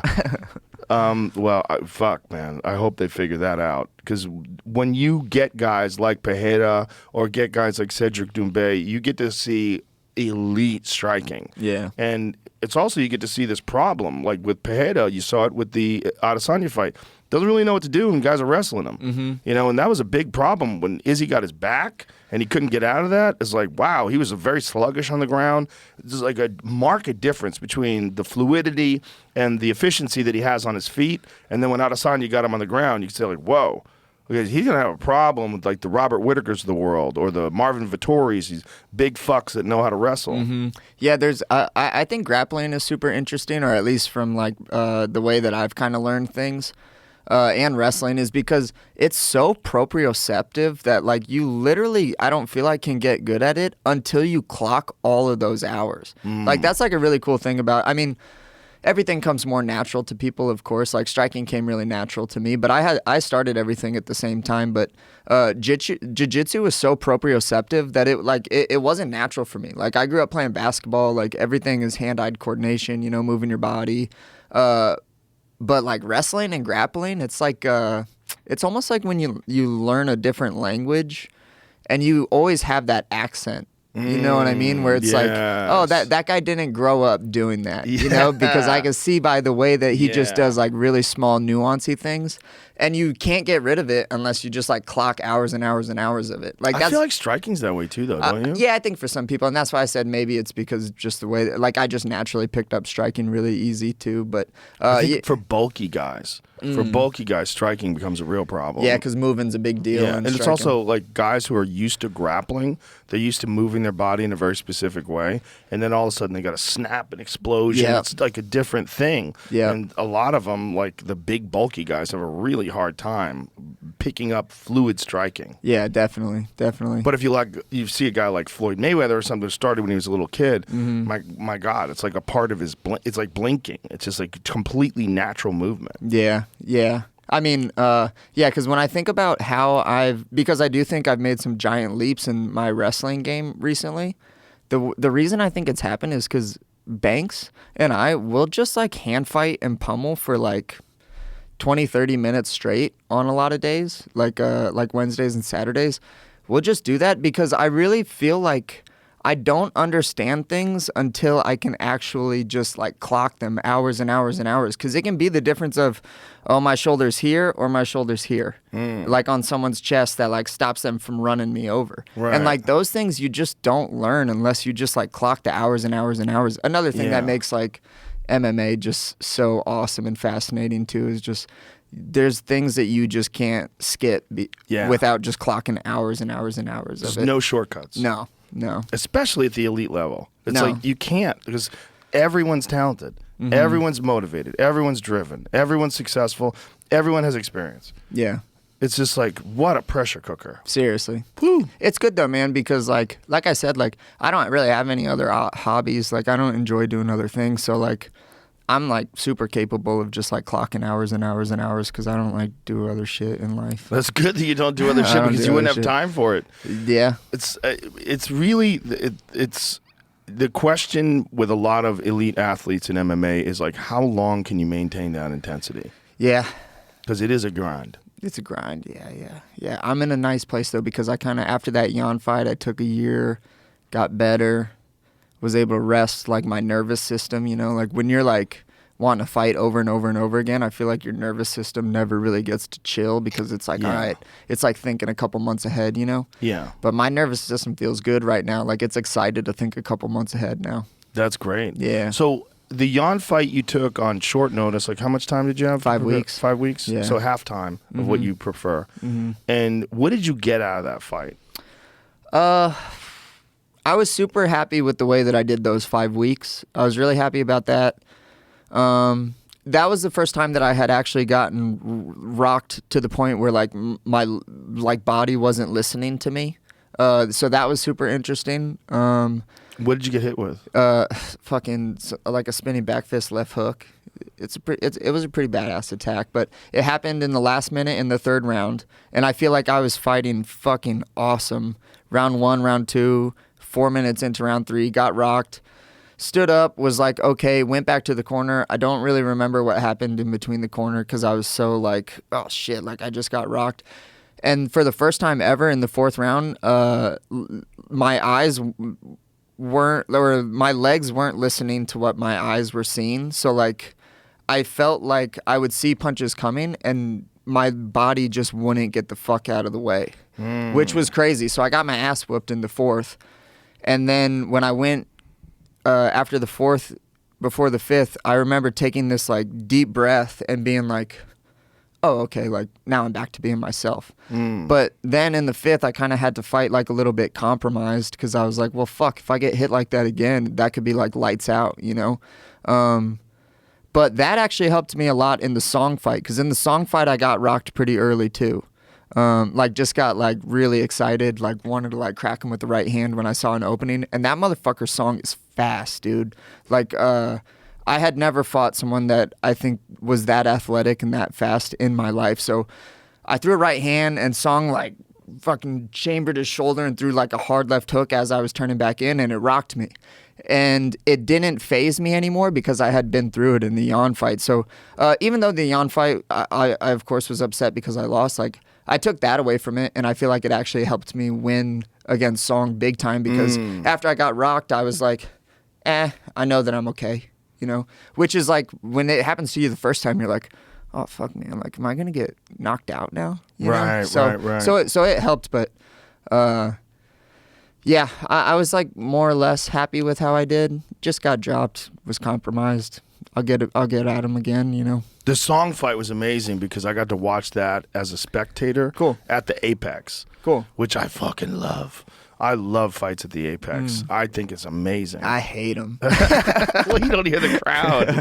I know. I would imagine for an elite fighter, when you're fighting a big opponent like Song Yudong, it's a very important fight, that you would want a giant roaring crowd and you want it to be at the T-Mobile. But man, as a fan, to be able to, especially where I get to sit like at the desk. Nice. So I'm sitting there right there watching the cage, and I don't have to work. So I'm just listening and watching, and fuck, man, what a great experience it is watching world-class fights in that environment where you can hear everything. Because there was only like 100 people there, like maybe, right? It's like only people that get invited. So you're sitting there and watching world-class fights almost like it's in a gym. Yeah. Song's awesome too, man. Like, I really feel like that guy, I mean, he lost to me, but like, that guy kind of gets slept on a little bit, man. Like, this is what we were talking about earlier. There's so many people in that division. I'm actually really curious to see how him and Ricky Simone, how that fight goes. Yeah, that's going to be a matchup. killer fight. That's a great matchup. That's going to be a killer fight. Very exciting fight. Yeah. I'm really excited about Aljamain and Henry. Yeah, that's super exciting too. I know. At first, at first, just being in the division and just like the lens that I have to like walk through life, I was like, man, fucking Henry's just coming back, like motherfucker's getting a title shot, But then now I'm kind of like, oh shit, this is gonna be like a cool fight, like it's gonna be exciting. Yeah, it sucks in one way because this guy sort of takes your place or takes a place, but in another way, it's like he brings a lot of eyeballs to the division, and also he elevates everything. Yeah, like that's the reality of a Henry Cejudo. That guy is a fucking Wolverine. Yeah, I mean he really is. He's good too. He's very good. Like he's kind of dorky on like, and I know that he tries to be dorky. The cringe stuff. Yeah. But dude, when you watch that guy compete, like I remember when I watched him fight Cruz. I always try to like get a read on people. Like what their body language is saying, how their eyes look, like I feel like guys that do a lot of like shifty-eyed stuff before a fight aren't always the most focused. That might just be something that I think, there's no science behind that, but I almost feel like I can like tell. But when I watch Cejudo fight, I'm like, oh man, that guy's locked in, man. Like that guy is locked in. He's a hell of a competitor.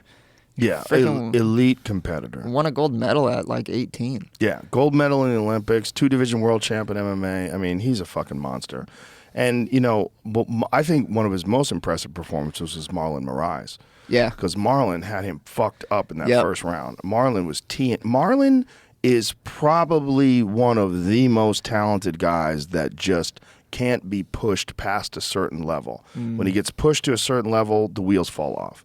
And it's very interesting. I don't know if it's psychological. I don't know if it's because he cut so much weight, if it's physical, like he doesn't have a large gas tank. I don't know what it is. But if I watch that first round, I'm like, oh my God, this guy's a world beater. Yeah. Like, Jesus Christ, Marlon Moraes is fucking Henry Cejudo up. Yeah. And then the second round, Henry made an adjustment, just started putting it on him. Yeah, he did what he had to do. He was like, all right, this shit ain't working. We're going after this guy. That was cool. Yeah, Henry's a hell of a competitor. You know who else is too, though? Is Sterling, bro. Oh, yeah. Sterling gets slept on as like the champ. And he's a hell of a competitor. Yeah, he's a hell of a competitor. Yeah. Well, you saw that in the second Petr Yan fight. Because I think Petr Yan felt like, I'm going to fuck this guy up. He cheated. He won the first fight by pretending he was hurt, which I don't think he was pretending at all. But meanwhile, the guy gets an artificial disc put in his neck. Had to have neck surgery because his neck was fucked. So that knee 100% fucked him up. And then on top of that, he has to get this surgery where they're putting a titanium articulating disc in his neck. And then he goes and fights again and then dominates. That's a big deal. Big deal. Yeah. Aljamain doesn't really, he doesn't seem like a super boastful guy like for himself. Like I always kind of see him when I watch like those things that I watch on Aljamain, he's being like silly and like calling fights and all of this stuff. He's not a super boastful guy on his own, but he could be if he wanted to because he's a very good fighter. And the neck surgery, that's a big deal, man, coming back from something like that. And it's a very big deal. Yeah. It's amazing that we have that kind of technology today that they can replace discs in someone's neck to the point where they can fight in a world championship title fight. It's pretty crazy. What did you get out of your fight with him? Sterling? Yeah. Not to fight like a pussy. Don't go in there like a pussy. No, I just wasn't. I was kind of. I don't know, man. I just like. I went into that fight all wrong.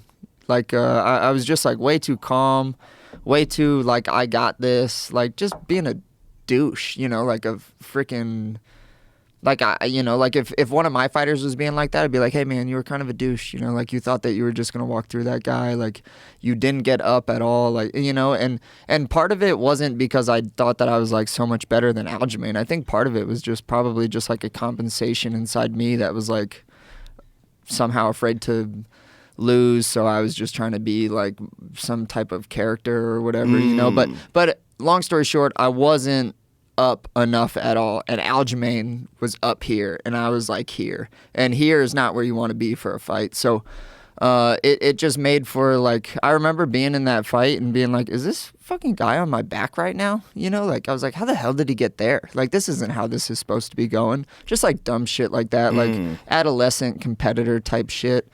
And that's actually, after that fight, that's when I was like, I'm getting this shit down now. Like, I'm figuring out how to show up every single night. So you think that's a part of one of the important things that happens in the process of becoming a great fighter is that you have to make those mistakes in order to learn and feel the pain of that, to know that you have to make some adjustments and you have to make some changes. I think from my personal experience, like I always try to catch mistakes before they actually become like problems. But in my experience in life, the things that I've really fixed haven't been until after I've like cracked, or like had something horrible happen. Yeah. Like when that happens in life, I feel like you just take things way, way more serious because it becomes a reality. When like, if you kind of know something's like, that's a problem, but I don't really have to worry about that problem right now because it's not in my face.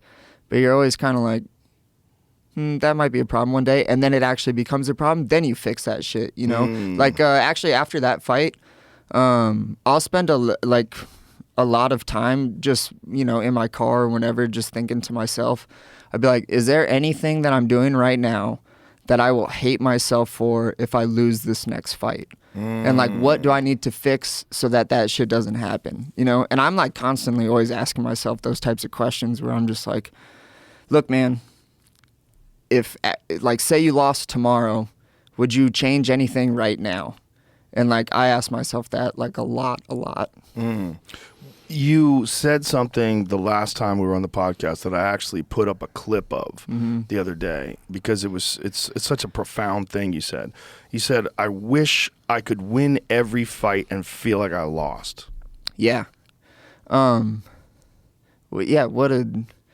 I mean, maybe not, because now that I'm on the winning side of shit, it feels pretty good. But so maybe I don't mean that. But but it is like the better way to like become great. It's a better way to become great. Like even like I was wrestling with Banks the other day before we came out here, and I was like, hey, like, I'm fucking this up. Like, I need to get better at this. Like, these are the next steps, blah, blah, blah, So I have really embraced that. I'm glad that I don't actually have to feel like a loser because that shit really, really sucks. But, this shit is a marathon, man. Like, it's a marathon. It's an ultra marathon. It's an ultra marathon, and it's going to last for hopefully the next 6-7 years of my life. So, how old are you now? 30. So 37, you think, is the exit strategy? Yeah. That seems like for a natural athlete, that's the tail end of your efficiency, your body's ability to perform at the highest levels. I don't want to have my like wife and kids watch me get knocked out a bunch of times. Like I don't want to go out like that. I mentioned Chris Gutierrez, but that last Frankie fight when Chris knocked out Frankie, I was like, I was very apprehensive about that fight because I knew that Frankie had hip replacement surgery, and he's been around for so long. I mean, he beat BJ Penn for the title in Abu Dhabi in, like, what was that, 2006 or something? Yeah. When was that? It was a long time ago. It was when Anderson Silva fought Damian Maia. And that was a long fucking time ago. And then, you think about those wars that he had with Gray Maynard and all the fights that Frankie's been in, and to see his kids in the audience for that fight, I'm like, oh, God, they're going to come see this fight? Dude. And Gutierrez he's nasty. He's so good. He is really slick. Good. Bro, when they took that fight, I was like, why? Why? Not to be offensive towards anyone, but I was like, Chris is good, man. He's very Chris good. is really good. And he doesn't get the attention he deserves because he's in this fucking insane division. Mm-hmm. There's so many guys. So many fucking guys in this division. It's just what a wild ass 135-pound division. It's crazy. Yeah, it is crazy. It's exciting. Fuck, it's exciting. Yeah, it's fucking cool. It is so interesting to me that, you know, other than Brandon Moreno and Davison Figueiredo, and, you know, there's a few guys at 125 that people care about, that division doesn't get nothing compared to the 135 pound. 135 pound division sells out at T-Mobile Arena. You know, it's fucking huge pay-per-view fight. 125, people are like, that too small. Yeah. It's weird. Yeah, it is weird. Yeah, Moreno's a badass too. I love Moreno. Love that dude. Yeah. I love that he's into Legos. I love that shit, dude. Is he? Dude, yeah. And then, what was Pereira was wearing like some Pokemon jean jacket or something. Pereira was? Yeah, really? yeah. It was He can wear whatever the fuck he wants. Yeah, for real, dude. So I shook that guy's hand. So actually, I have a lot of respect for that dude. I'll give him like, so after he had won the belt, the next week his sister was fighting in like the middle of nowhere, Iowa, and I was there cornering one of my buddies or one of my teammates.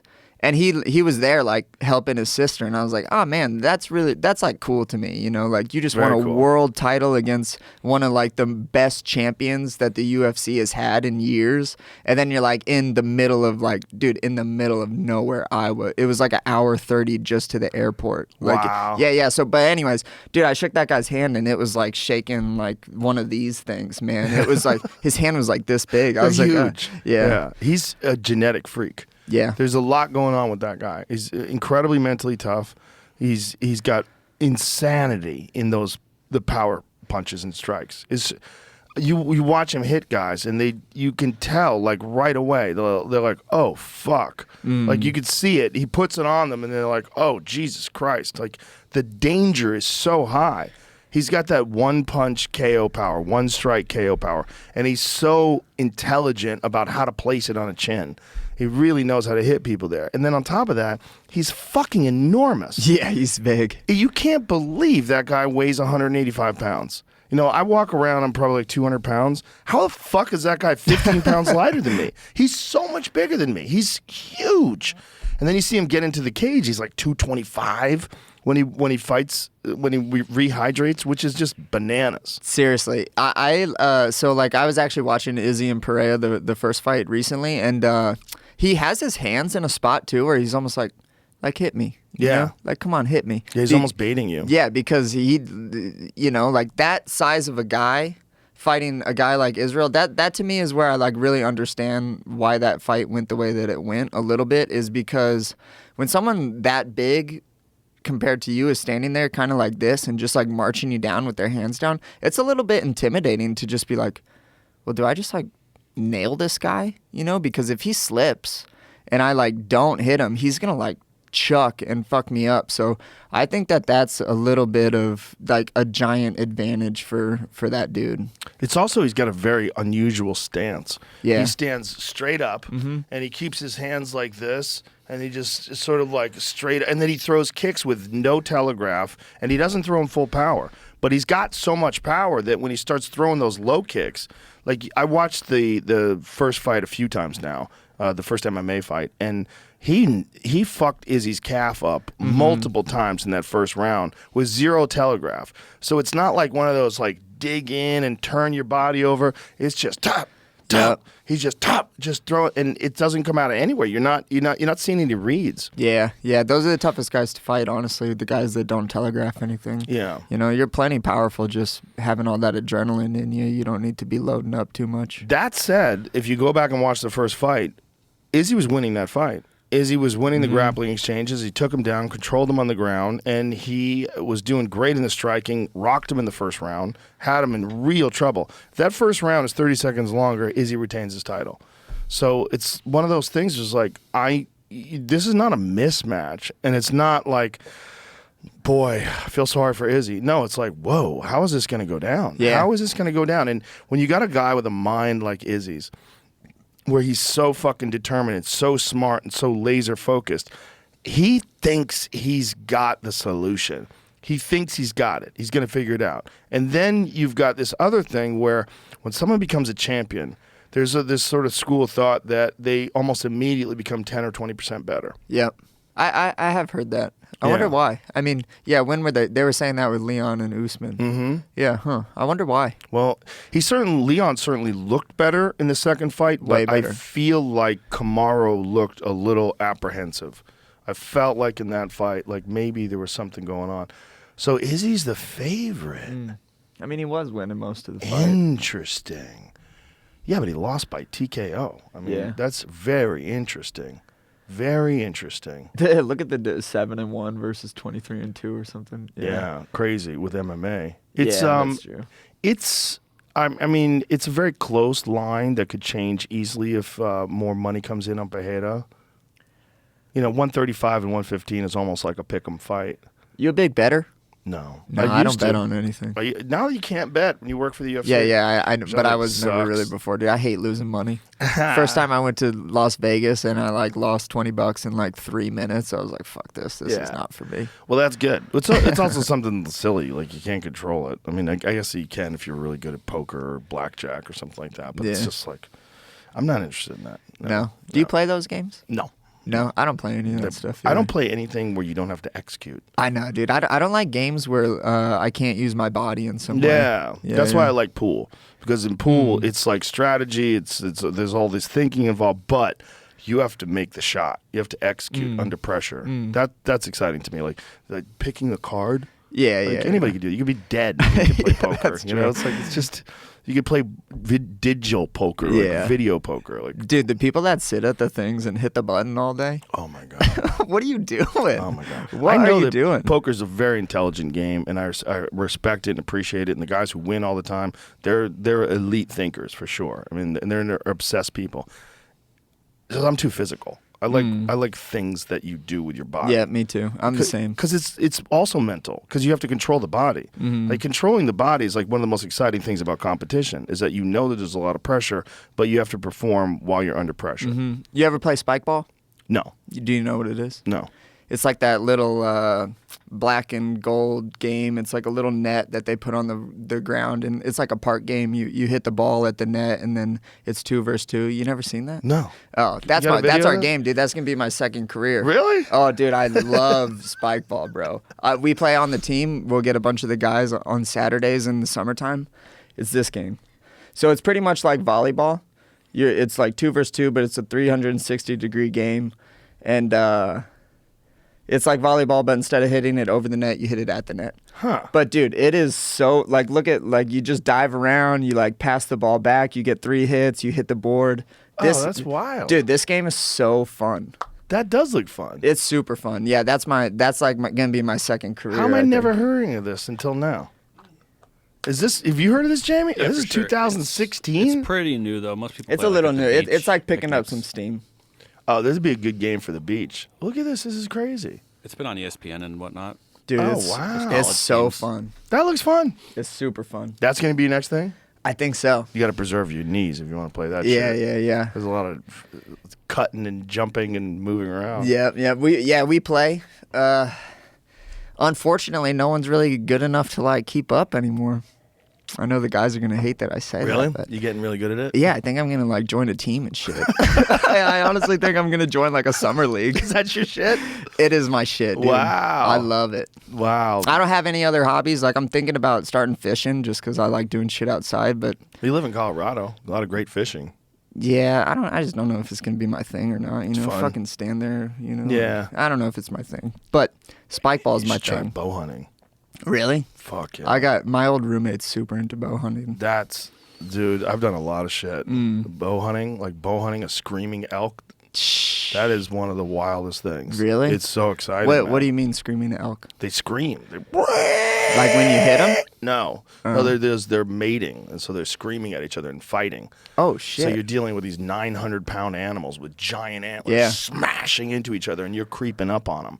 You're trying to avoid the wind, and it's very physically taxing because you're in the mountains. So you have to get up to the top of the hills where these guys are, and you have to be able to. That's what they sound like. Where do you do that? I do it all of the western states. It's Okay. Utah is one of my favorite places to go. I love going there. I go to California. I hunt in California, in Central California every year. I like to go to Colorado. I'm gonna try to get to Arizona either this year or next year. They got elk in Arizona? Oh yeah, huge Really? elk. Where do huge they elk. live? Well, they a lot of them they have in these Apache reservations down there. Cool. And you buy a tag from the reservation, and they're fucking enormous. It's the most exciting thing. Like Derek Wolfe, who won the Super Bowl, competed in the NFL. He said stacking Tom Brady's great, but it's not as fun as elk hunting. Oh, cool. Which is crazy. Like Yeah. shooting an elk with your bow, he said, is more exciting than sacking Tom Brady. And then you got to go like find it, right? Well, Is that the hopefully hard you don't part? have to fight it. No. Oh, no. okay. Generally, with a good shot, it's not going very far. Okay. It's really just about practice, and it's really just about, bow hunting is one of those things where you look at it, you're like, oh, you just shoot an arrow at the animal. And then once you start doing, you're like, oh, there's so many layers to this thing.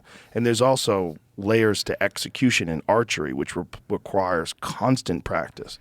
Archery is something that's a completely perishable skill. Cool. If I take like a few weeks off of archery, and then I go back, I'm like, oh, it's all feels weird. But then if I'm practicing every day, I kind of know where that arrow's going. When I release that arrow, I just watch it. There's something about shooting an 80-yard shot and watching it go right into the center of the target. Dang. It's amazing. Yeah, I don't even know if I could see that far. You can. 80 but, yards? But doing it on an animal like that that's next level. Yeah. I wouldn't shoot 80 yards, but you shoot long. I shot 70 yards. I've shot an elk at 70 yards. But I only did it because I fucking practice every day for hours and hours, and I'm 100% confident in the shot.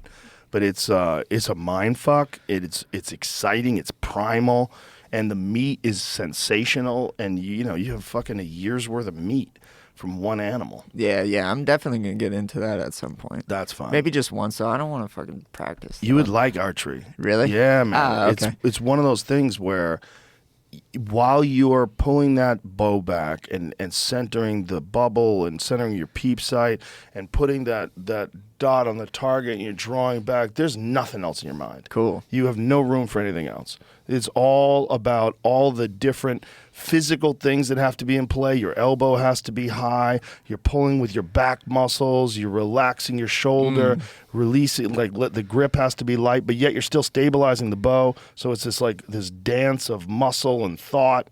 And then with perfect execution, when you watch that arrow strike the target, it's so satisfying. Dude, wouldn't it be cool to be like a Mongolian warrior doing that like by horseback? Isn't that how they used to like mess up all of the other? Yeah, they used because that was like their like top weapon. They would just like send out fleets of people with horses and just. That'd be cool. They did so many things that were horrific. They were incredible. Dude, old school isn't the right term for it, but like old school war. Old school war was badass. Mongol war. Yeah. If you could watching the Mongols sack a city and kill 1 million people and stack their bodies on top of each other. Did you ever read?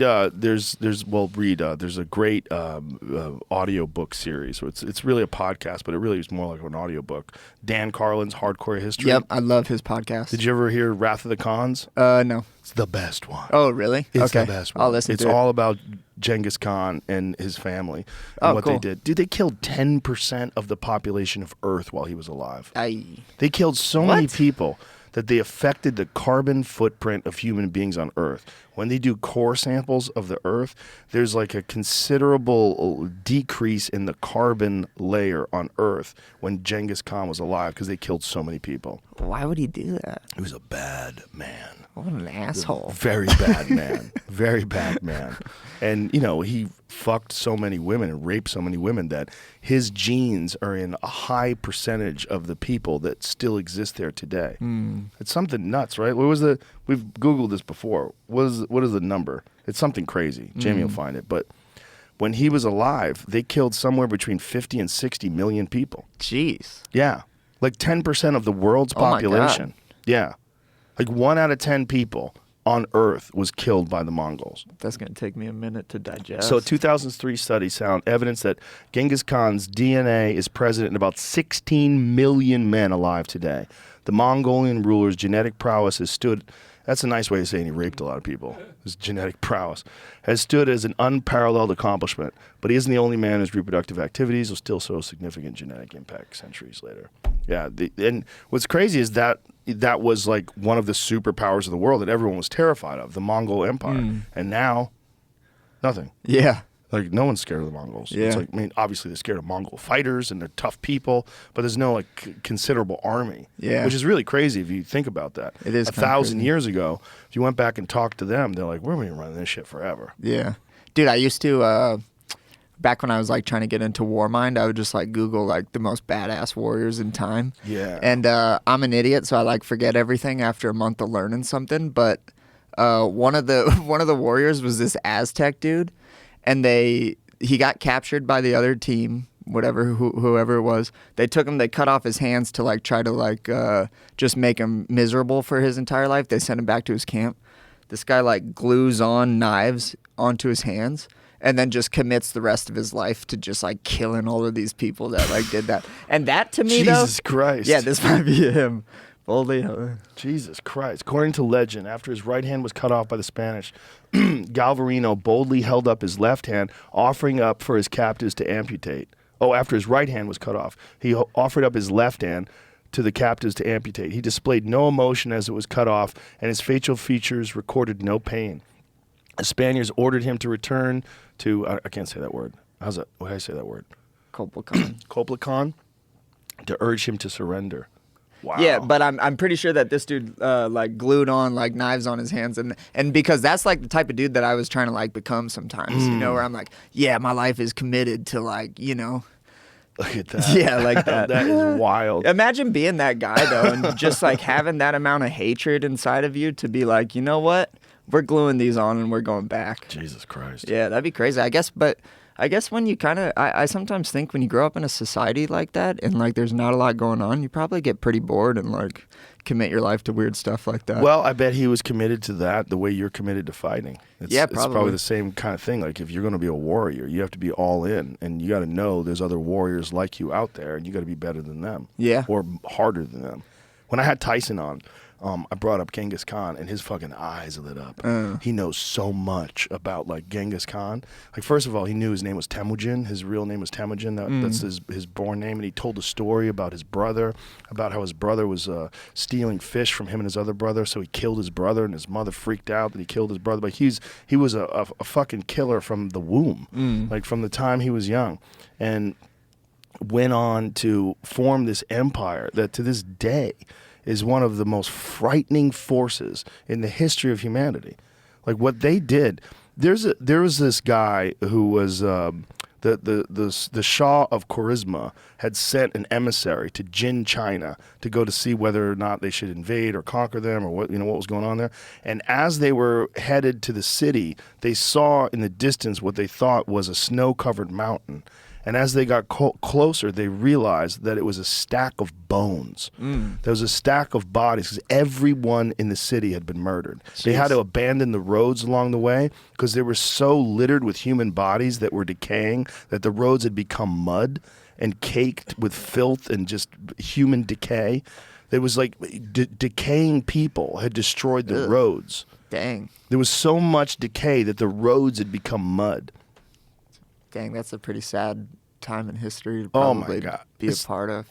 They would set up outside of cities, of walled cities, and just camp out until people ran out of food. Yeah. And then when they started killing people, they would put them on a catapult, light them on fire, and launch them onto the thatched roofs to start the buildings on fire. Yeah, Why? we don't have it too bad now, I guess, huh? We have it pretty fucking easy. Yeah, we got it pretty good. Pretty man. fucking good. Yeah, I think about it. It's almost too good where I feel like the world's going to end pretty soon. Well, I think you probably are onto something historically because, that's that old thing that people always say, hard times create hard men. Hard men create easy times create soft men create hard times. We're at soft men create hard times. Yeah, there's a Dune quote. I just got done reading Dune, and it goes something along the lines of like, men made machines to try to free themselves when really what happened is the men with machines just decided to enslave a bunch of people, where it's kind of like we're almost like making ourselves slaves to these machines. Well, maybe even worse with AI. Oh yeah, that's pretty scary too. AI is like right about to pop, and people are just sitting back going, what's going on? What's happening here? What is that? It's literally like the Enola Gay ready to drop a bomb on Hiroshima. It's really like, it's like right there. You think that'll be it, is AI? I worry. I mean, I don't know. What would be the best? I don't know. Yeah, I don't know. Best case scenario? Yeah, best case scenario. Best case scenario is we incorporate it into our own biology. And then we become some sort of new type of being that's like a cyborg. Because if it's not that, then you're going to deal with an artificial intelligent life form that's so superior to us that it creates far superior versions of itself over and over again. Because if it becomes autonomous and sentient, that means it can make decisions and do something. It'll go, well, my programming is dog shit. Let me just figure out how to do this better, quantum computing, and do it with better technology and you know, nuclear fusion, and figure out some way to have power that's not destroying the environment, and figure out a way to have something that's completely sustainable, and then go better and better than that. You know what I hope that they do? I hope that they can clone dinosaurs. So they're going to do that. I hope that the AI thing, I hope that that's what it commits itself Well, they're already to. doing that with woolly mammoths. They're cloning them? Yes. Cool. There's a project that's going on right now where they're going to reintroduce woolly mammoths to Siberia. And the idea is that... They're going to reintroduce them? Yeah. What? Yeah. Why? We'll see if we can find that, Jamie. I got to take a piss. We'll come back and we'll talk about that because it's pretty fascinating shit. Woolly mammoths. Here we go. So scientists are reincarnating the woolly mammoth to return in 4 years. Interesting choice in words already. Reincarnating? What the hell? That's scary. That's not really what they're doing, though, right? But it's interesting, too, because 90% of all animals that have ever existed are dead. They're extinct. So it's like, are we going to just keep doing this? And what kind of consequences is that going to have for the animals that are alive right now? Like, what if they start reintroducing saber-toothed tigers? What if they start reintroducing, you know, all these animals that at one point in time dominated the earth? Dude, I wonder if a Jurassic Park will ever exist. It fucking totally can exist. Oh, man, I hope it does. I really hope it does. I'll pay whatever. Fuck yeah. I'll pay whatever they ask to see a velociraptor. Oh, my God. Any amount of money. We know how that ends. That ends bad. Yeah, yeah. With them killing all of us. Yeah, no one stopped to ask, should we do it? Yeah. That's like one of my favorite lines from that movie. It adds bad in the movie. It ends bad in the movie. In real life, you have fucking jets just flying and nuke these fucks. They made that crazy fucking raptor T-Rex. No one can stop that one. Oh, yeah, That's that's what right. they called it. But The that, Indominus Rex. but that's just like the silliness of 2, 3, 4, 5. You know, Jurassic 1 was the shit. That was really what it was at. Like, what did you do? Yeah. You know, my favorite fucking part of the movie is Jeff Goldblum when he first sees the Brontosaurus when he's in the Jeep and he gets up and he's like, he looks at that, they're like, what the fuck did you do? Yeah. You know? I think that's possible, man. I think they're probably going to do it eventually. They have to, right? Time. Yeah. It's a matter of time before that happens. It's probably a matter of time before like we cure cancer and figure out how to live to 500 years. Like it's a matter of time before anything, unless we blow ourselves up. Unless we blow ourselves up, which is also real possible. Or we get hit with an asteroid, which is also real possible. Ooh, That's the big one. that would suck. That's the big one. I've been obsessed with that for years. Really? Yeah, because of my conversations with Randall Carlson and Graham Hancock. And Graham Hancock is the one who did that. There's a recent Netflix special, a series. It's really amazing called Ancient Catastrophe, right? Do I say it right? Apocalypse. Ancient Apocalypse. And this is, it's all about what's called the Younger Dryas impact theory, which is somewhere around 11,800 years ago, the Earth got fucking pelted with asteroids. And there's all this physical evidence in the form of nanodiamonds, these microdiamonds that are created upon impact when these giant rocks slam into the Earth, just the heat and the power and the pressure. And then also iridium. Iridium, which is very common in space but very rare on Earth. There's a layer of iridium all over the Earth around this time, around 11,800 years ago. And this also coincides with the end of the Ice Age. And Randall Carlson's life's work has been explaining how this has this impact that happened, and they know exactly what it is. It's through a very specific meteor shower that we pass through every June and every November, and that you see the meteor showers in the sky and everybody looks at them, but passing through that, occasionally a big one goes through. And those big ones, he thinks, slammed into the ice that was covering North America, because at that point in time, during the Ice Age, North America had a sheet of ice covering half of it that was like a mile, 2 miles high. And all that stuff is what you see when you see the Great Lakes. That's melted ice. And that he thinks that it happened almost instantaneously. And that these things slammed into the ice, they slammed into parts of the world, and that is the flood story from the Bible. That's the Epic of Gilgamesh. That's all these different things. And it also shows why there's all these like super sophisticated structures that seem to be thousands of years older than they previously thought they were. So what him and Graham Hancock have come up with, and that's what's in this Ancient Apocalypse documentary, is that at one point in time there was an incredibly sophisticated society that lived on Earth, and that's the Africans, the Egyptians. What they had done in whatever thousands of years it was that they built that stuff, because it's under dispute as to how old it really is. It's at the very earliest, the very least, it's 2,500 BC, but they think it's way older than that. And these people had technology that we still don't understand. We don't know what they used. We don't know how they did it. But they moved 2,300,000 stones that were tons, some of them from hundreds of miles. They cut obelisks out of the mountains and moved them 1,000 miles. They don't have no idea how they did it. They have no idea what they used to cut them. They have no idea what they used to move them. And you're talking about people at that point in time, when you're dealing with 5,000, 6,000 years ago, we thought they were like hunter-gatherers. Like, how did they do that? Yeah. If it's really 10,000 years old, 12,000 years old, 20,000 years old, what kind of sophisticated culture exists that went on a different path than we went on? We went on the path of internal combustion engines and electricity and computers. They might have gone on a similarly advanced or more advanced way, but with a completely different angle. They came at technology from a completely different space. And that's what we see when we see those stone structures.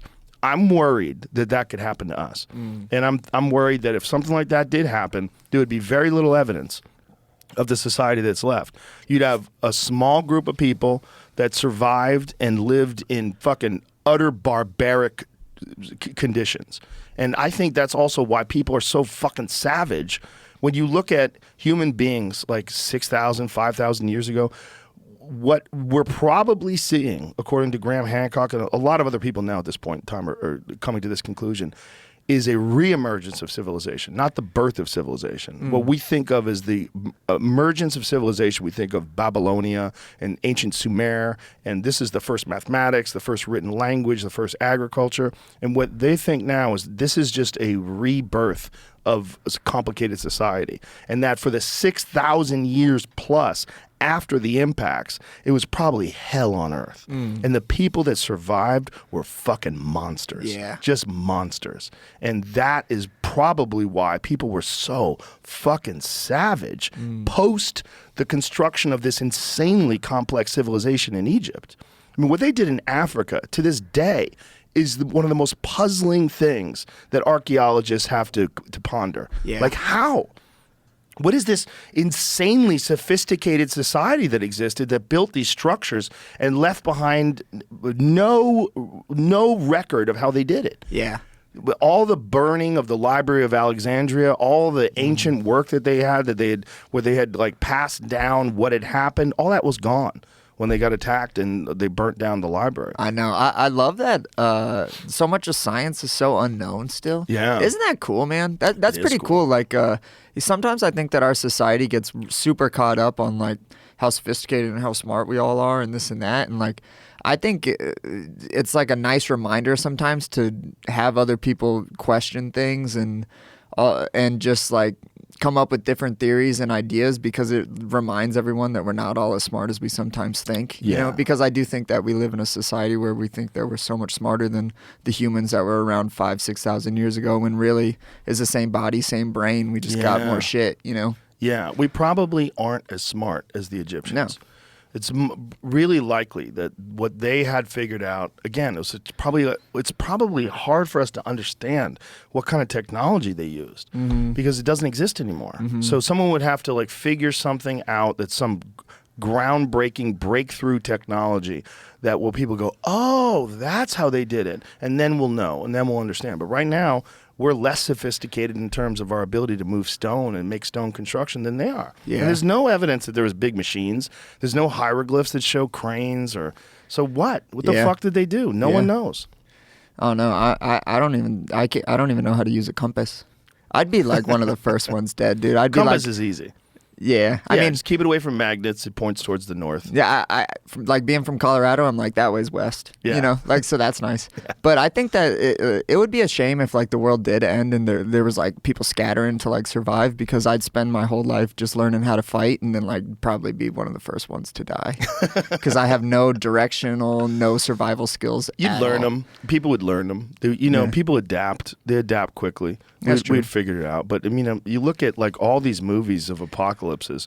It's all the same story. Like everybody reverts to barbarism. It's just horrific conditions and people are terrible. That's The Walking Dead. That's like everything. The Walking Dead is not really about zombies. It's about what happens to people. Yeah. Yeah, shit, that would be sad. Yeah, we're like building something that allows us to somehow or another change and evolve past our primate savage ancestry. But every time that goes away, we revert right back to it. Every time society collapses, power goes out, no more food, you have to survive on your own, we go right back. Yeah, that's a shame. But we kind of know that. That's why those movies are so appealing. Because we know that if the shit went down, it would be horrible. Yeah. It'd be hard, and people would do the worst things they possibly could in order to get by. I wonder if I even would sometimes. Like, I wonder if I'd just be like, you know what, I'm just not going to do that. I'm just going to go in this corner and die. Bro, you'd be fucking strapping animal skins on, You and think making so? armor. Yeah, you would. Yeah. You would. You would take the same mentality that you have towards fighting, and you would apply that towards war. Yeah. That's what I think. Yeah, maybe. Yeah, I think it's a proxy for war. I think it's what MMA is, a proxy for war. I think it's like a thing that substitutes what is inside of all of us. It's why it's so appealing. Yeah, that's why dudes love it. And it's also why dudes love the fact that you can do that and still be cool to each other afterwards and hug. Everybody loves a fucking war, and then when dudes high five and hug, it's very emotional. Yeah, I agree. Yeah, MMA is beautiful in so many ways. We're transcending. And I think that allows it. It's like MMA is a way that humans transcend. And you transcend the barbaric nature that you have and funnel it to something that's absolutely beautiful. It's MMA is beautiful. It is. It's really, and like there was that famous thing where who was that actress that said, she was talking about the arts and she said, and not mixed martial art. Who was that? Oh, yeah. Who was that? Some older lady. Meryl Streep. Yeah, who's a great actress, but she doesn't know. It's okay. She's got some silly idea that she thinks acting is the end all be all, and that's the arts. Yeah. Okay. Martial arts is a fucking art. When I watched your performance against Marlon, that was artistic to me. Thanks. I was like, God damn, that's beautiful. Thank you. It's beautiful. Yeah, Well, yeah. It totally. I think everything's an art if you get good enough at it and you Yes. love it enough. Like actually, you know what? I like love all of the arts. Like I love poetry, music, all of it.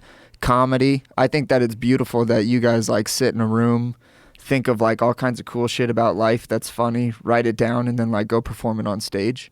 That's pretty cool. It's a fun art. It'd It's be a fun. I like get jealous of you guys because your guys' job is to like sit there, come up with like funny stuff that connects with people, and that's like what you guys do. And then the performing piece, of course, but like just the writing out stuff that like connects with people, that sounds like a really beautiful. It's like writing music or something. It's a fun gig, and I've Yeah. been doing it for 30 plus years, and I'm still obsessed with it. What's like your favorite Obsessed. part about it? The creation of new stuff. Yeah, for that, sure. yeah, that's my favorite part about fighting too. Interesting. It's like what keeps you interested. Yeah. There's probably parallels in everything. Like when you learn a new skill, when you have a new thing, and then you can execute it, and it becomes a thing. And with one of the things that I love about comedy too is that you have to constantly come up with new stuff. And the audience, they want to hear some of the old stuff because they love the bits, but they really want to hear that new shit. Like hit me with some surprise shit. What's some new stuff you've been working on? Yeah. And that's one of the cool things about this place that I opened, the Mothership, is that it's designed entirely for the creation of comedy. We have 2 shows in the little room every night and 2 shows in the big room every night. Cool. And comics are hopping back and forth from one show to the other. And we have this thing that my friend Brian Simpson hosts this show called Bottom of the Barrel. And it's a barrel, like a little whiskey barrel. And the audience at the beginning of the show, they get index cards and they get to write down an idea for a premise. and it's in the barrel, and you reach into the barrel and you pull out a thing, and it'll say like reincarnating the woolly mammoth, and then you go, okay, what do I think about that? I'm going tonight. That's what I'm going to write down then. I don't think that's tonight. That's Tuesday nights. Unfortunately, I love like creative things like that though. Like whose line is it anyway? Yes, dude, I used to love whose line is it anyway. You know, like just improv like that to me is that's an art separate from its own like writing down and doing stand up. That's like its own little art. Yeah, that's like creativity in the moment. It's like when you are in a fight and you improvise something out of nowhere. Yeah. And it works. You just see an opening, you're like, I think I can do this. And you just do it. And it's like, it's not even like, I think I can do it. You just recognize that thing is there and then do it. Yeah, and then like anything that's so like boom, boom, boom, boom, boom is cool. Freestyle rap is really cool. All of that stuff is super cool. Yeah, freestyle rap is cool, but I'm a giant fan of like 90s hip hop because those dudes wrote everything out, and like the lyrics were so complex and they twisted and turned, and like I'm a big fan of Gangstar, and you know, listening to some of their old lyrics, like god damn, they're so creative. The Wu-Tang Clan was super cool. Oh my god. Dude, they were just a bunch of dudes in like probably their basement just like watching kung fu movies and writing raps. Yeah. How cool is that? The coolest. I mean, to this day they transcend. To this day, you know, Wu-Tang's for the children. Were you a Biggie or Tupac guy? Both. Yeah, both, but Biggie more. Yeah, me too. I love Tupac. Tupac was amazing, but I'm a fan of braggadocious shit talking hip hop. Yeah. And nobody did it better than Biggie. Do you ever watch like freestyle rap battles on YouTube? And sure. Dude, they go at each other with some of the things that they say. Yeah. Sometimes they fucking hit each other. I love that kind of shit too. I love like watching people be aggressive and confrontational. I love that shit. Bro. Why do you like that? Because although you fight very aggressive and confrontational, you're a very calm and relaxed guy. Yeah, definitely. I'm like fascinated with people, man. Like I went to school for psychology. I worked at a residential treatment facility for kids. Like I've done everything that I've ever done is like involved like some type of psychology or whatever, and I love, and it sucks to say, but I love watching like shitty dating shows too online because there's so much confrontation that happens, and I love witnessing people in confrontational scenarios and just seeing like what happens to the human person as they're like dealing with a ton of stress. Like I remember in college, bro, I used to love going into like test day and just watching everyone freak out. Like that was like my favorite shit. Like I love watching people get nervous. It is fun. It's fun to watch the nervous system and the mind get overloaded, and all the possibilities and the thinking and the just the fear and the just anxiety. How they just start being weird, dude. I love watching people be weird just because they're nervous. Yeah, it's fun. It is fun. It's also, I guess we're also accumulating an information database. We're like educating ourselves as to why and how the person, and we apply it to ourselves. Like, what would I do? How would I handle that? Yeah. Oh, I gotta stay cool if that happens to me. Like, oh, don't do that. Don't panic. Don't get in your feelings. Yeah. One of like the cool thing that I learned when I used to work at that residential treatment center was, like we'd have to so it was with kids from like 5 to about like 12 or 13 or whatever. All came from like abuse backgrounds, but I would love to just see how you could tell that they were feeling a certain way based off their actions just being differently. Like, I thought that was really fascinating. It was like my first time in life where I was like, oh yeah, I guess like when I do pace around a little bit, I guess like that's me just acting out some type of like nervousness that I have going on inside of me. But I learned a ton from that place too. That was like watching a lot of people being in confrontation all the time, and their kids too, because kids are just like so innocent and pure and don't know how to hide anything. So everything that they're feeling, they just feel. One of my favorite moments about a fight is the stare down at the weigh-ins. Oh, yeah. There's something about the stare down at the weigh-ins, you know, where I'm very fortunate that I interview the fighters, right? So I introduce them, and then when Dana brings the two of them together, I get right there. And I look at these guys looking at each other in the eyes, and some of them are talking shit, but there's this thing going on where they're both very aware of this moment. And it's like, how are you dealing with it? And how calm can you stay? And how prepared are you? And how composed are you? And it's a wild moment, man. It is a wild moment. I watch for that when I see my opponents walk out too. I watch for like the same types of things, you know. It's interesting. You have a very specific pacing style that you do when you're getting prepared. Like when Bruce Buffer is introducing you. By the way, that motherfucker is the best. Yeah, Bruce is He's man. the best. Dude, I heard him practicing one time. Oh, really? Yeah. It was at forget which hotel it was at, or maybe it was at that Vegas one. But I like hear something in the background, like him like making noise. Or him like practicing saying the people's names, and I was like, "Damn, this fool takes that job serious." Oh yeah, well you have to. Some of those names are brutal. Yeah, you know, like some of the Russian names. Yeah. Like, Jesus Christ, they're so complex. I just thought it was so cool that he was like practicing it. I was like, I love that. Oh, he's very serious about it, and there's no one better, man. When that guy goes, "It's time!" I mean, he's fucking close to 70 years old, and this fucking dude's head turns like a grape. Yeah. He's screaming like, one day we're gonna lose him, and he's gonna drop dead, and it would be like the most appropriate way for a guy like him to die. A legend to have a heart attack, like interviewing a world championship fight. You know, I mean, he needs to have an offspring soon. Right. We need a little it'll buffer. be the third buffer? Yeah, the third buffer. Yeah. Do you know he didn't even know his brother until he was like a grown man? I heard that. Isn't that wild? Yeah, that is crazy. And then the UFC couldn't afford his brother, so they got Bruce. Because Michael was the fucking man. Let's get ready to rumble. Yeah. Everybody would go crazy. That was the thing. And Bruce, you know, if you go back, he was kind of learning on the job. I mean, he was good at it in the beginning, but he became the Bruce Buffer that we see now. Like, he was not that intense in the early days. He just sort of did it like a regular guy, like a regular announcer. But then as time went on, he just fucking ramped up the intent. And he's such a fan. I mean, that dude fucking loves the fights. Like, I'll meet him backstage, and he's like, "What do you think? What do you think about this? What do you think about that card?" And we'll start going over the cards. Like, "What do you think about that one? Whoa, this is exciting. This is exciting." And then you see it in his fucking face when he's out there. You know, when he's right in front of him, Adesanya! It's like, woo! I get goosebumps. Seriously. I'm like, God damn! I'm sitting in my chair. I'm like, holy shit! Woo! Yeah, you're Yeah. in for it this weekend. Oh my God, I'm so excited. I know, I'm At all the jealous. things I do, man. I do a lot of fun things, but doing commentary for the UFC is one of the most fucking exciting things a person could ever do. Yeah. It's just, you just get, I feel so honored and so privileged that I get to be a person who's talking about this while people are experiencing it. And then I get to just somehow or another accentuate it or give life to it or give my thoughts to it or just express my excitement and that it's contagious and that people feel it and feed off of it. Live fights are insane too, man. Like It's when insane.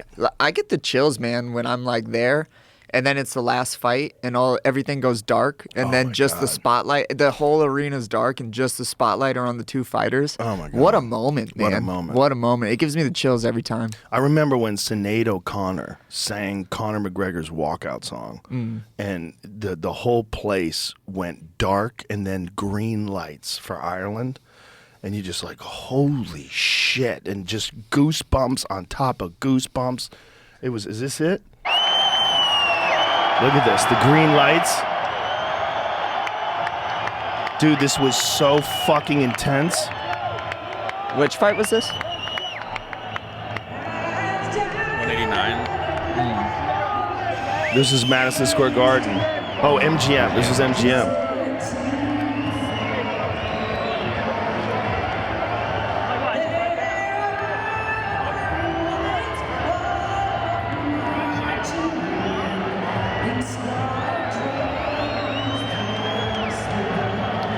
This is insane.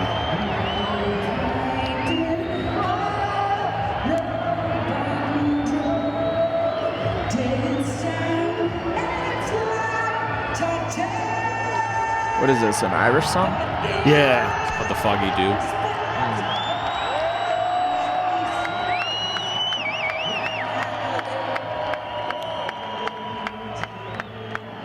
Was this the Jose Aldo fight? Might be.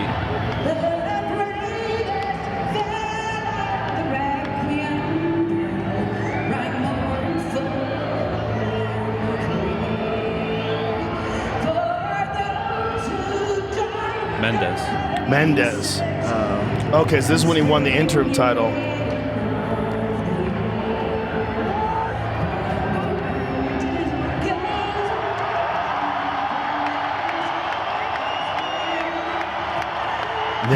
was. He looks so different at 45. I know, man. He was a skeleton.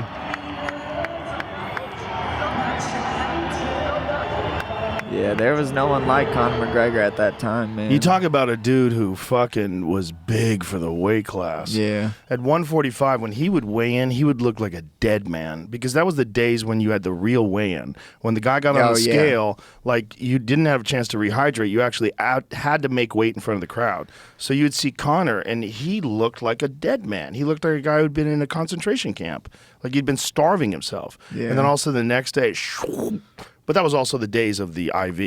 You were allowed to rehydrate. I guess the official broadcast, they had the two.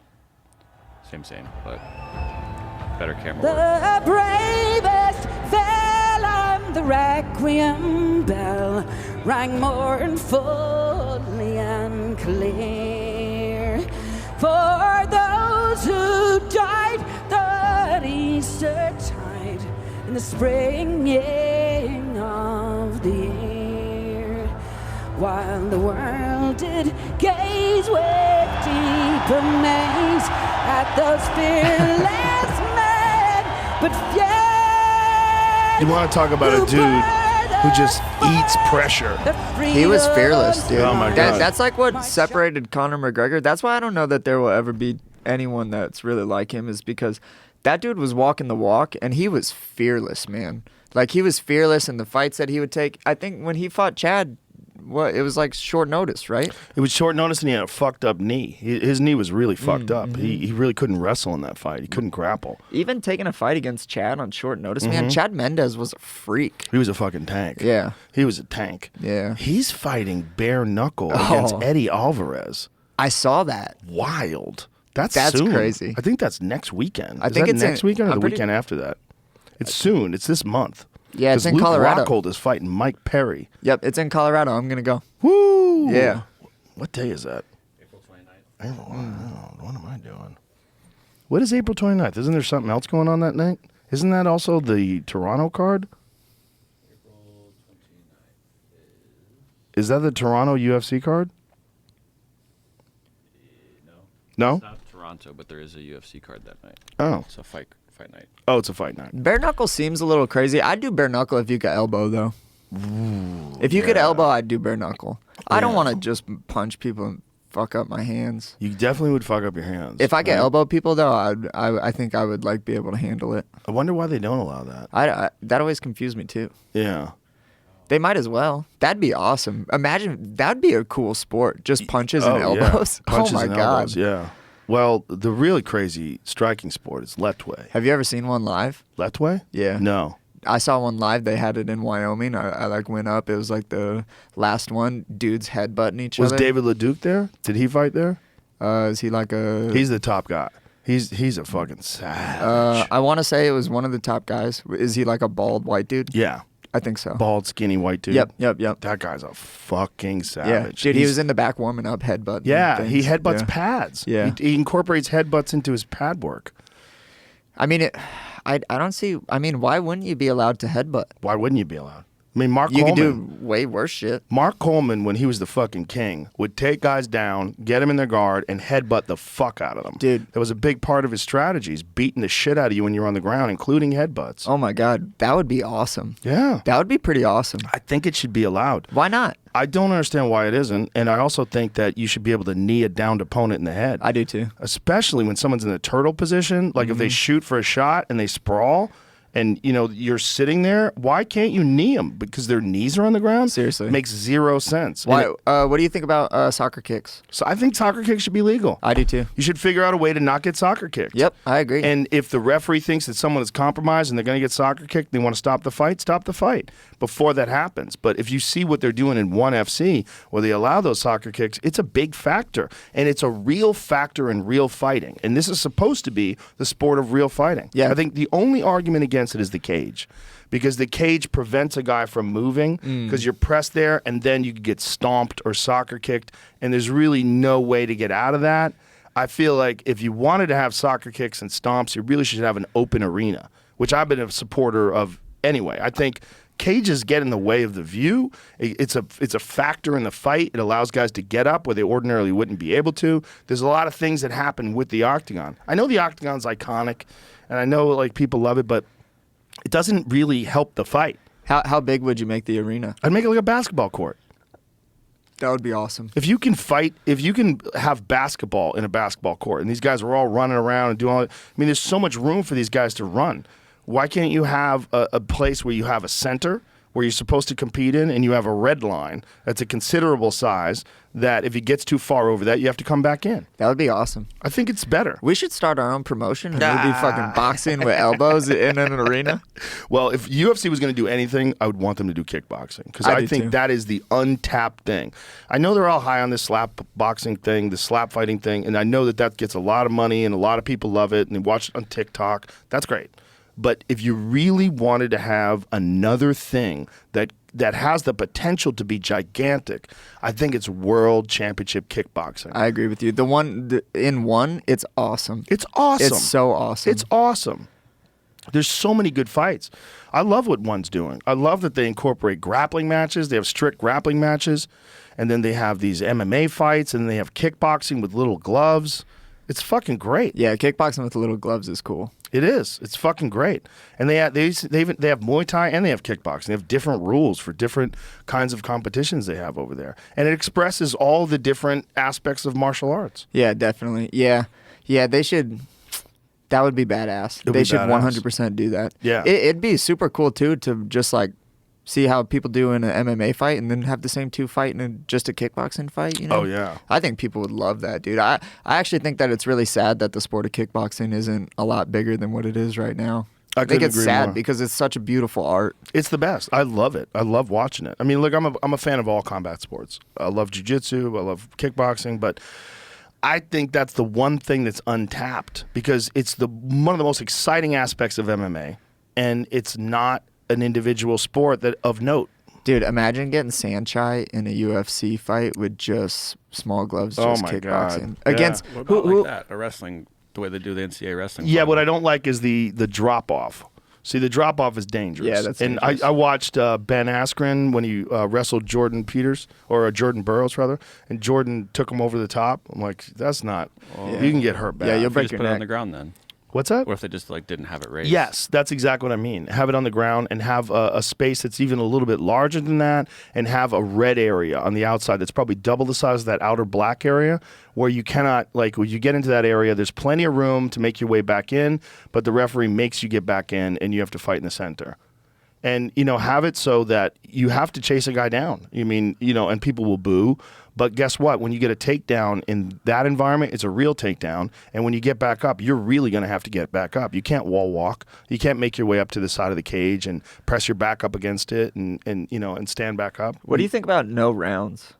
I like that. I like that too. I like that a lot. I think it'd be like, maybe like you could still do rounds, but what if we started rounds where the last round ended? That'd be cool, I think. Why not? Almost like a halftime, like you still get the same amount of points, but now it's just second half. But like if you end up on bottom at the end of the first round, then you start on bottom in the beginning of the second. That's not a bad idea at all. That'd be cool. That's not a bad idea at all. I mean, I think, Chael Sonnen said it best. He said, no one should be fighting for 25 minutes. It's just so hard. It's so grueling for you that no one can fight full blast. So you have to pace yourself. You have to figure it out. It's just you're asking so much of a body to be able to do that. I can't move after. What's it like? The next day, I literally can't move. Like, even in the last one where I didn't even take a ton of damage, like I'm literally in bed, my entire body is sore. Like I'm sore in weird places that I had no idea that I had gotten hit. And I literally, like when I try to move, like I'll sit there with my ankles up because my ankles always get really swollen because I kick knees all the time. But I'll sit there with my legs up and like to move over and roll over or go to the bathroom or whatever is like, for like an entire day, and then it's a little better the next day, and then kind of gone by the third day. But the next day is horrible. Does anything mitigate it? Ice baths or anything? I take ice baths, and I do the hot tub like for the day after, the next day after, and the next day after, just to like flush it all out because there's so much swelling that's going on. What's the most significant injury you've ever had? I don't really get super hurt, man. Like, Really? yeah, I really don't. I tore my pectoral one time. I broke this thumb, but other than that, man, not too many like serious things. I was told by a couple people or by my PT that I have like some of the thickest cheekbones that he's ever seen. And then the dentist told me that I have some of like the thickest enamel or whatever it is around my teeth. So I think I have like, I know I'm skinny and lanky, but I think I have like some pretty hard ass bones. Like I don't like break stuff. That's very beneficial. Yeah. Yeah, I mean, there's so many fighters that go through their career and they get marred with injuries, and they have injury after injury, and they push through it or they never quite recover, and you see the drop off in their performance. They're never quite the same. I super take care of myself though. Like that's like another thing that I think I do really, really well is like step A is like get better, but like slightly underneath that is like don't get hurt. Because if you get hurt, you can't do anything for like weeks or months. Yeah. Yeah.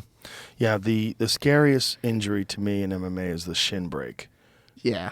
That's a wild one, man. We've seen that 3 or 4 times now, and every time you see it, the guy's really never the same again. Mm-hmm. And the Conor one is fascinating to me because I've seen him sparring, and it looks like he's like using that left leg and throwing kicks and everything, but how is that going to hold up in an actual fight? Yeah, I hear that they heal pretty decently, but who knows? But look at Chris Weidman. He's still fucked. Mm-hmm. It's been 2 years. I mean, he had real problems with that. He had to get it reset because the bones weren't healing together properly. It's a fucking nightmare. It's a real sport, you know? Like that's what I was talking to my buddy the other day. I go, you know, because a lot of it's about the entertainment piece and, you know, talking shit and all of the interviews leading up to it or whatever, which I don't always enjoy the most. But I was saying, I was like, once we're in the cage, there's no more entertainment show happening. Like, it's a fight at that point. And, like, it feels like it's real as hell, you know? It's as real as it gets. I mean, I know that yeah. used to be the UFC logo, as real as it gets. Oh, cool. That was the catchphrase, but it is as real as it gets. Yeah. Mm-hmm. With the given set of rules that, you know, it's the best set of rules that we have for combat sports. I don't think what we were talking about before, the knees on the ground, I think is huge. Because I think you shouldn't just be able to turtle up like that. It doesn't make any sense. It doesn't make any sense that all you can do is punch them to the body or kick them to the body or, you know, take their back. You should be able to knee them in the head. And you saw it in Pride when, you know, Mark Coleman did that a bunch of times. When he got guys down, he just dropped knees on their heads. Yeah. You know, Ben Askren did that in one. When he competed in one, it was a market change because now he's allowed to use not just takedowns, but knee guys in the head when he had them taken down. Brutal. Yeah, it should be allowed. Should be allowed. It's figure out how to not have that happen to you. I mean, it's just one more thing to defend against. And I think we're kind of allowing, because of the rule set right now, we're allowing these positions where you're it's unrealistically safe. You're not really safe there at all. You're in a very vulnerable position. But because of the rule set, you can pull that off, and you could actually use it as a strategy to stay in that position while the guy has to do something different. Yeah. How do you feel about punching in the back of the head? I definitely don't think that should be allowed. We talked My about that opinion. recently, but because I think why not? Because some knockouts are from the back of the head, like head kicks. Like say if like Wonder Boy loves to throw that over the shoulder, like sneaky kind of question mark style kick. When you do that, you're hitting the guy in the back of the head. You know, many times. You know, a lot of the head kicks, it wraps around, and you're really shinning the person on the back of the head. Yeah, I guess I would have to know like the science of like the denseness of the skull behind. What about the temple, though? Yeah, good point. Temple's like the fucking most vulnerable area of your skull. It's so thin. You ever look at us, and if you hold us, this is not a real skull, but this area is like, it's so fucking vulnerable. Your temple, like, I would not want to get hit here, man. It's such a bitch ass part of your head. Like, it hurts just poking it, right? Yeah. Poke your temple, that hurts. Why do we have those? I don't know. Why do we have just have balls? like Why are our balls hanging out? You know, it's like this. So much of the design of So the we human can show body. them off. Maybe, right? I think it's actually a cooling thing. I think it's supposed to be to keep your balls cooler so that you have more sperm. Because one of the things that really affects sperm growth and development is heat. Yeah. So like if you had your balls inside your body all protected and you were hot from running or something like that, you'd probably have bad jizz. Yeah, you don't want bad jizz. You don't want bad jizz. You want good jizz. Yeah, if you want to make babies, you got to have cool balls. So I guess it's something about the balls being outside the body where it's not as dependent upon the heat of the body. I don't know. Great job, evolution. Yeah, a lot of wacky stuff. Why are eyeballs so vulnerable? You know. Oh, that's another thing that's going on this weekend is UFC is debuting a new set of gloves. Oh, cool. Yeah. I have maintained, and I still do, that Trevor Whitman makes the fucking best MMA gloves that have ever existed. And I think that everybody should use those gloves. I put those Onyx gloves on before. They make your hand completely curved. They still allow grappling, but it keeps your hand like this where you don't have as many eye pokes. Nice. And these new gloves, there's a video of Gilbert Burns explaining it. And Gilbert is showing, let's see what we got here. Let's play this. Those are them? Yeah. Don't see, but it's not. You kind of make your fingers go down, so less eye poke. I like it. See, my hands are relaxed. It goes here. It doesn't stay here. Oh, that's smart. Way better for no eye poke. I like these new gloves. So this is a new one. So hopefully that's going to make a difference. I think that's been a thing that a lot of people have complained about is that the old UFC gloves, they encourage your hands to be in an open position. And when guys are fighting like this and they're running, like eye pokes are one of the worst fucking things about the sport. I scratch my eye almost every fight. Really? Almost every single fight. I have like so I got that PRK surgery. It's like LASIK, except they like seal up. I got it like 6-7 years ago or whatever. And still, if I get hit right in the eye or if even like a digit goes in my eye, even a little bit, the rest of my night is ruined because I'm like sitting there all night going like this. It happens after almost every single fight. You ever scratched your eye? Yeah. It's the worst pain that I've ever felt in my life. It's horrible. It's horrible. I remember one time I did it because it used to happen all the time for me. Like, I don't know if I would re-get PRK surgery. It doesn't happen anymore, really only in fights. But one time it happened, and I like remember being on the couch. I had to call my mom to come pick me up to take me to the hospital because I thought it was like really messed up. And the next day, my body hurt because I was doing this Just tensing for up. hours. For hours I was Christ. doing that. It hurt so bad. Jim Miller, apparently, you talk about a durable guy. That's another guy that's never had an injury, a real injury, which is crazy. With all the fucking wars that guy's been in. But he got poked real bad in his last fight, and he's got some sort of a cataract now. And he's trying to figure out whether or not he should keep competing or get surgery on the eye. We should wear swim goggles. That'd be crazy. It would be crazy. That would be ridiculous. It would be ridiculous. It would solve the problem. I guess, but is there a way to put swim goggles on where they wouldn't get fogged up and wouldn't get... Dude, that would hurt worse. What I feel about like blood? What about like if somebody gets a cut on their forehead and they're on top of you, ground and pound, they just bleeding all your goggles, and then you get up and you can't see, and you wipe it away, but you're smeared. Now you're looking at like a fucking dirty windshield. Have you seen that fight where I get armbarred by Yuri? You gotta see it, man. You haven't seen that fight? I probably have. It was early in my career. It was like my second fight in the UFC or something. It's one of the fights that I feel See like if we I'm kind of known for a little bit. But Yuri gets me in like a really bad armbar, and I'm like triangled. He's straightening out my armbar. Oh, I remember Yeah, that. yeah, now. Yeah. So this is like early in my career. I even look kind of like a young dude. But dude, so he starts hitting me or whatever, and blood. Pretty soon. Yep, there we go. Yep, he's just hammering my face. But dude, so the blood starts going into my eye. So like this situation just gets 100 times worse because now I'm just having like this pink fog in my eye. Oh wow, It was horrible. People forgot about Yuri. Dude, Yuri was a beast. Alcantara was a beast. Dude, when I fought him, he had 20 UFC fights. I remember this because you got out of this, and it was wild. Yeah, but all of this blood, I can't see anything because all of the blood is still in my eye. It was crazy. But when you did get out of it, I remember thinking, "Oh shit!" I was so mad. I was so mad. I was like, I'm gonna fucking kill this guy. The whole time I was like, when I get fucking out of this, it was like a little brother that like had me in like a thing, and I was like, you motherfucker, when I get out of this, I'm gonna beat your ass so bad.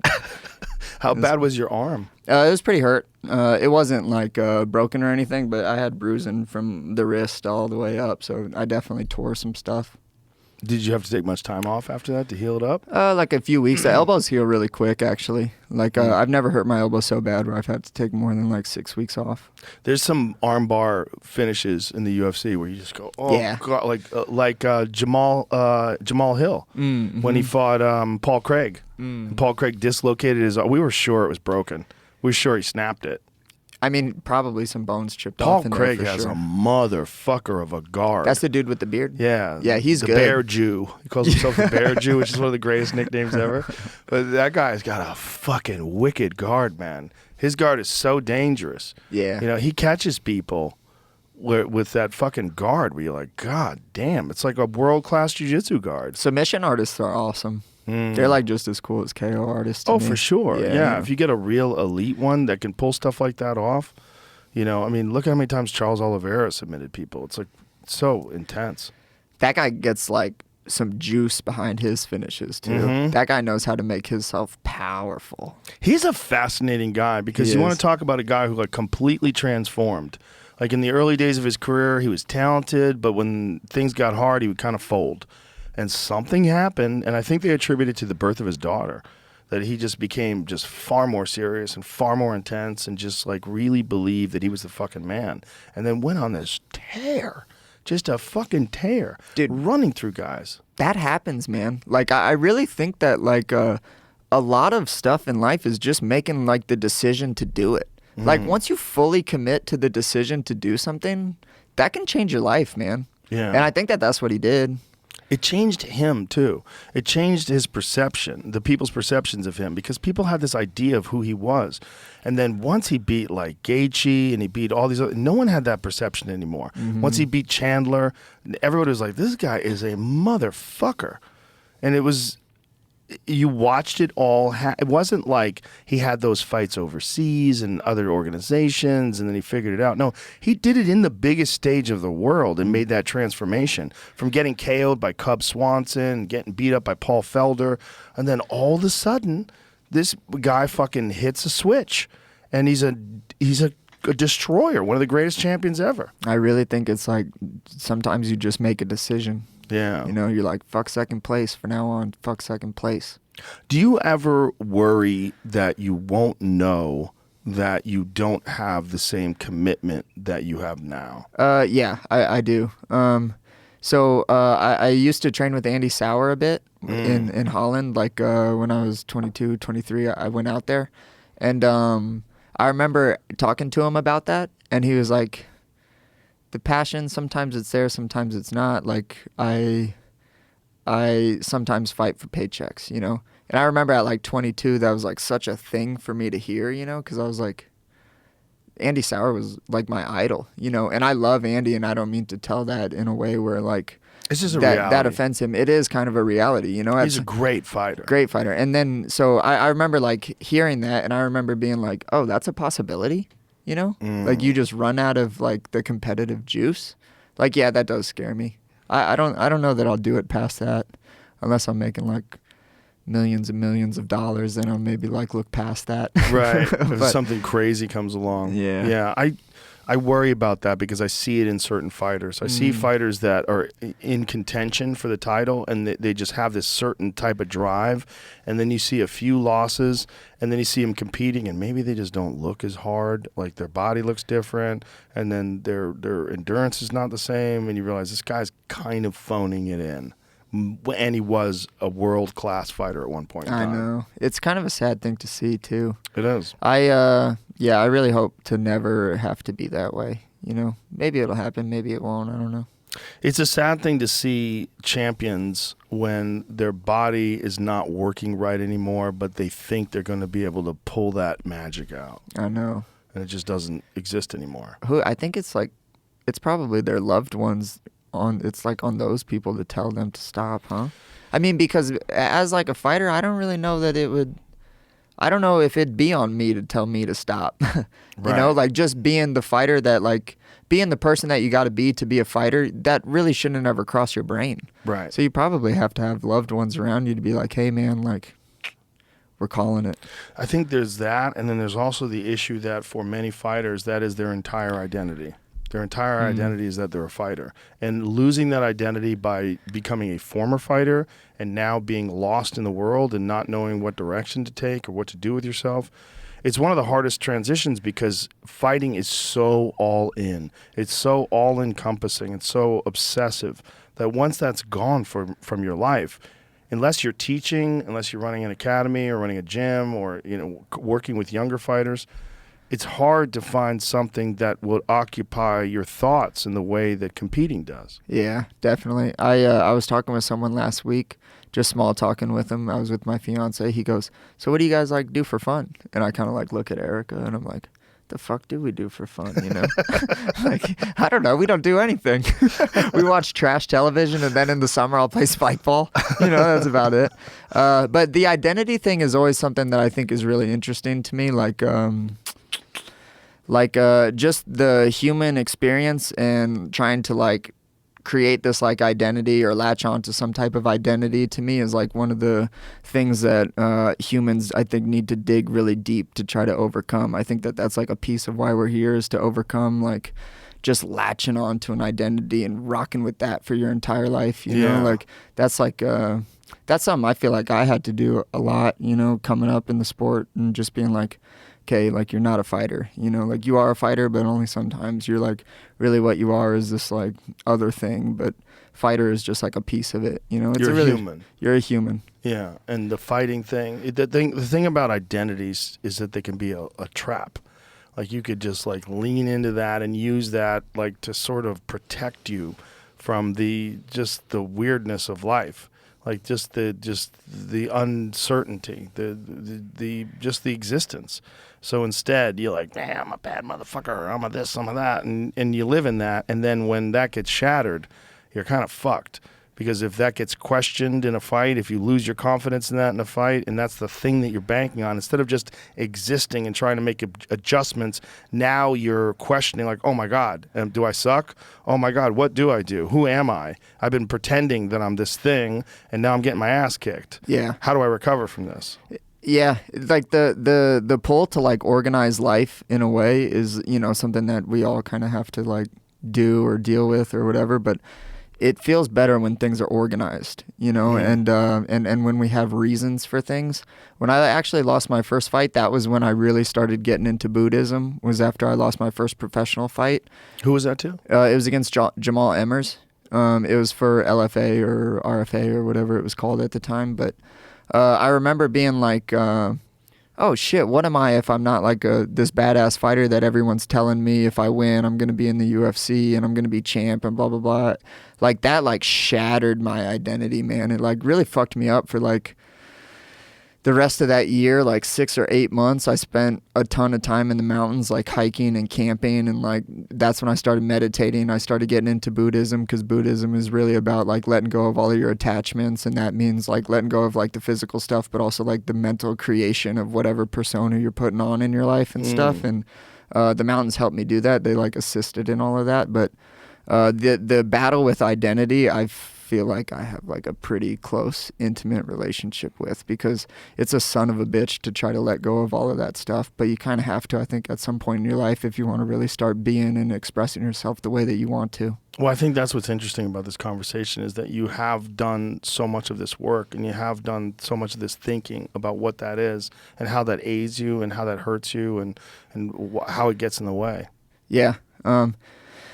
I think that you just have to do it at some point in your life. Like, that's even like, I think one of the steps in, like, I follow Carl Jung, like kind of close. He's like a little bit too dense for me to like fully understand, but a part of like becoming individuated or becoming like enlightened, or whatever word you want to use for it, is letting go all that shit that like you learned when you were younger, because like none of that was really you. Those were just things that you got indoctrinated into.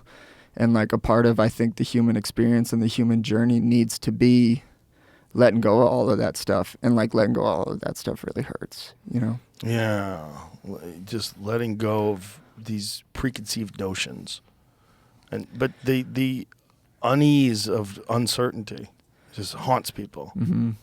And you try to find these ways of being that protect you from that. This personality that you put on that's like an armor that protects you from uncertainty. Yeah. It gives you a community. It gives you like other people that you feel like you can like walk through this thing with, you know, but at the end of the day, it's kind of like just you. And I think that like, it's only you that can like figure out your shit. It can't be like a community of people that you're just going to identify with so that like things run a little bit smoother, you know. I don't really think you'll become like a full person. How much do you think it helps your career that you teach? a ton. I've been teaching for a really long time now, though, and I've kind of had to pull back a little bit because I realize how much of a commitment it is to have fighters underneath you. You know, like it's not easy trying to make someone good. So I've had to pull back on it a little bit. Honestly, what's helped me a lot recently become really good and like really a lot deeply understand things is I've been writing out those instructionals. And like that's helped me a lot, just like organize the things that I'm doing. And like, not like rules, because rules can always be broken when I think that you're at a certain level. But like, man, writing shit out, like how things work, really, really has helped me a ton. It's interesting because in jiu-jitsu, you see that a lot where people start teaching. And when they start teaching, they get way better. Mm-hmm. Yeah, I think so I have this guy, he's almost like a little brother, or like a kid to me. His name is Elias Rodriguez, but he's like one of my main drilling partners. He's a 21-year-old kid. I care about him deeply, but I'm helping him go through his amateur years right now. And it's crazy how much like me helping him is him helping me, because I get to watch, like I said, like I like watching people in stressful situations because I like to see how they act. Like I help Elias, and that like has made me better understand things and all of that. But also Elias is helping me a lot by me like seeing, one, if like the things that I'm teaching him is like working in like all types of bodies. You know, like I feel like if you have a really true and tried system, it's going to work for everyone to an extent. But like just watching Elias go through everything is like really helping me understand the sport a lot better too. And that's kind of like, because I'm helping him, he's able to do that for me. But yeah, that's been a really, really helpful thing. Like the instruction piece, I feel like I've been doing for so long, so I can like kind of teach some people some stuff fairly well now. But like bringing up a fighter has taught me a lot about being a fighter myself and all of that. So you have this big win over Marlon. What happens next? How long does the UFC contact you immediately? Do you start talking to them about what's next? Does it wait on the Henry Cejudo Aljamain fight? I think it kind of does. I think so. I'm pretty sure O'Malley was promised like a title fight after the Cejudo Sterling. I don't know when that's going to be. I think that, you know, ideally the UFC will want to do it pretty soon, like maybe July, August soon, like not give whoever wins that too much of a break. Merab is still there. I would love to fight Merab. I think that would be like an amazing challenge for me. There's also Umar Nurmagomedov, who said that he was going to be fighting against Merab. I don't know how much truth there is to that, but I know that the UFC, I think, is pretty high on Umar. He's a bad motherfucker. He is. He's very good. So it could be one of those guys, but I would ideally like to fight in July or August. Like I said, I get married September 1st, and I like like Erica would understand if I had to be in camp for the wedding, but that would like really break her heart kind of. Yeah. So I really want to, I don't even care if it's a week before, and I don't even think she cares if it's a week before if I fight, but I would really like to fight before September 1st so that Erica doesn't kill me. Well, the July card's going to be wild. That's going to be a good one. And I don't know who's on that yet. I don't know if they have an announcement for that, but they always do a big card. Volkanovski, Yair Rodriguez, unification bout targeted for July. Mm-hmm. Whoa, that's a good one. That is a great one. That's a good one. Mm-hmm. Oh, my goodness. Yair looked great against Emmett. Fuck yeah, he did. He did great. Yeah. I mean, and Volk looked really great against Islam, too. He really did, yeah. But Volk at 145, what a fucking juggernaut. Seriously. Yeah, I am so impressed with that guy. I was so impressed in that Makhachev fight. I'm like, I can't believe how well he did. I thought he won. I thought he did, too. I thought it was all about the second round. I thought he edged him in the second round, and I thought that the way he performed in the fifth round, I think that should have cemented it. Yeah. Yeah, I was really impressed because I think that those like Russian guys are obviously really good wrestlers, like definitely world-class wrestlers, but I think what they were doing before a lot of the other people in the UFC is some people could get people down, but they couldn't really hold them. Yeah. And like those guys know how to hold people down. Mm-hmm. And I think that that's like the most fascinating thing to me about the Russians is that, you know, like the wrestling piece, there's a lot of good American wrestlers too, but the Russians really know how to hold people down. And that was like what I think separates them from like the normal wrestler grappler archetype. But Dude, the way Volkanovski was getting up against him was fantastic. Incredible. It was amazing. Yeah. Amazing. What a fight. Especially being down a weight class Yeah. usually. I was kind of surprised he didn't have a rematch. I mean, I know he wanted to defend his title, and Yair Rodriguez, obviously, he won the interim title, so he should get the next shot, but it was such a big fight and such an insane fight. I would kind of like to see that again. Oh, definitely. Yeah. Yeah, it makes sense. Well, Cory, you're a bad motherfucker. I appreciate you very much, and I really love your mindset and the way you approach things, and it's really fun to watch you just keep getting better and make your way to the top. Hell yeah. Thanks, Joe. Thanks for having me on, man. I appreciate you. Tell everybody your Instagram and all that stuff so they can find you. Cory Sandhagen, MMA on Instagram. I don't use Twitter ever, so, yep, just Instagram. All right. Beautiful. Thank you. All right. Bye, everybody.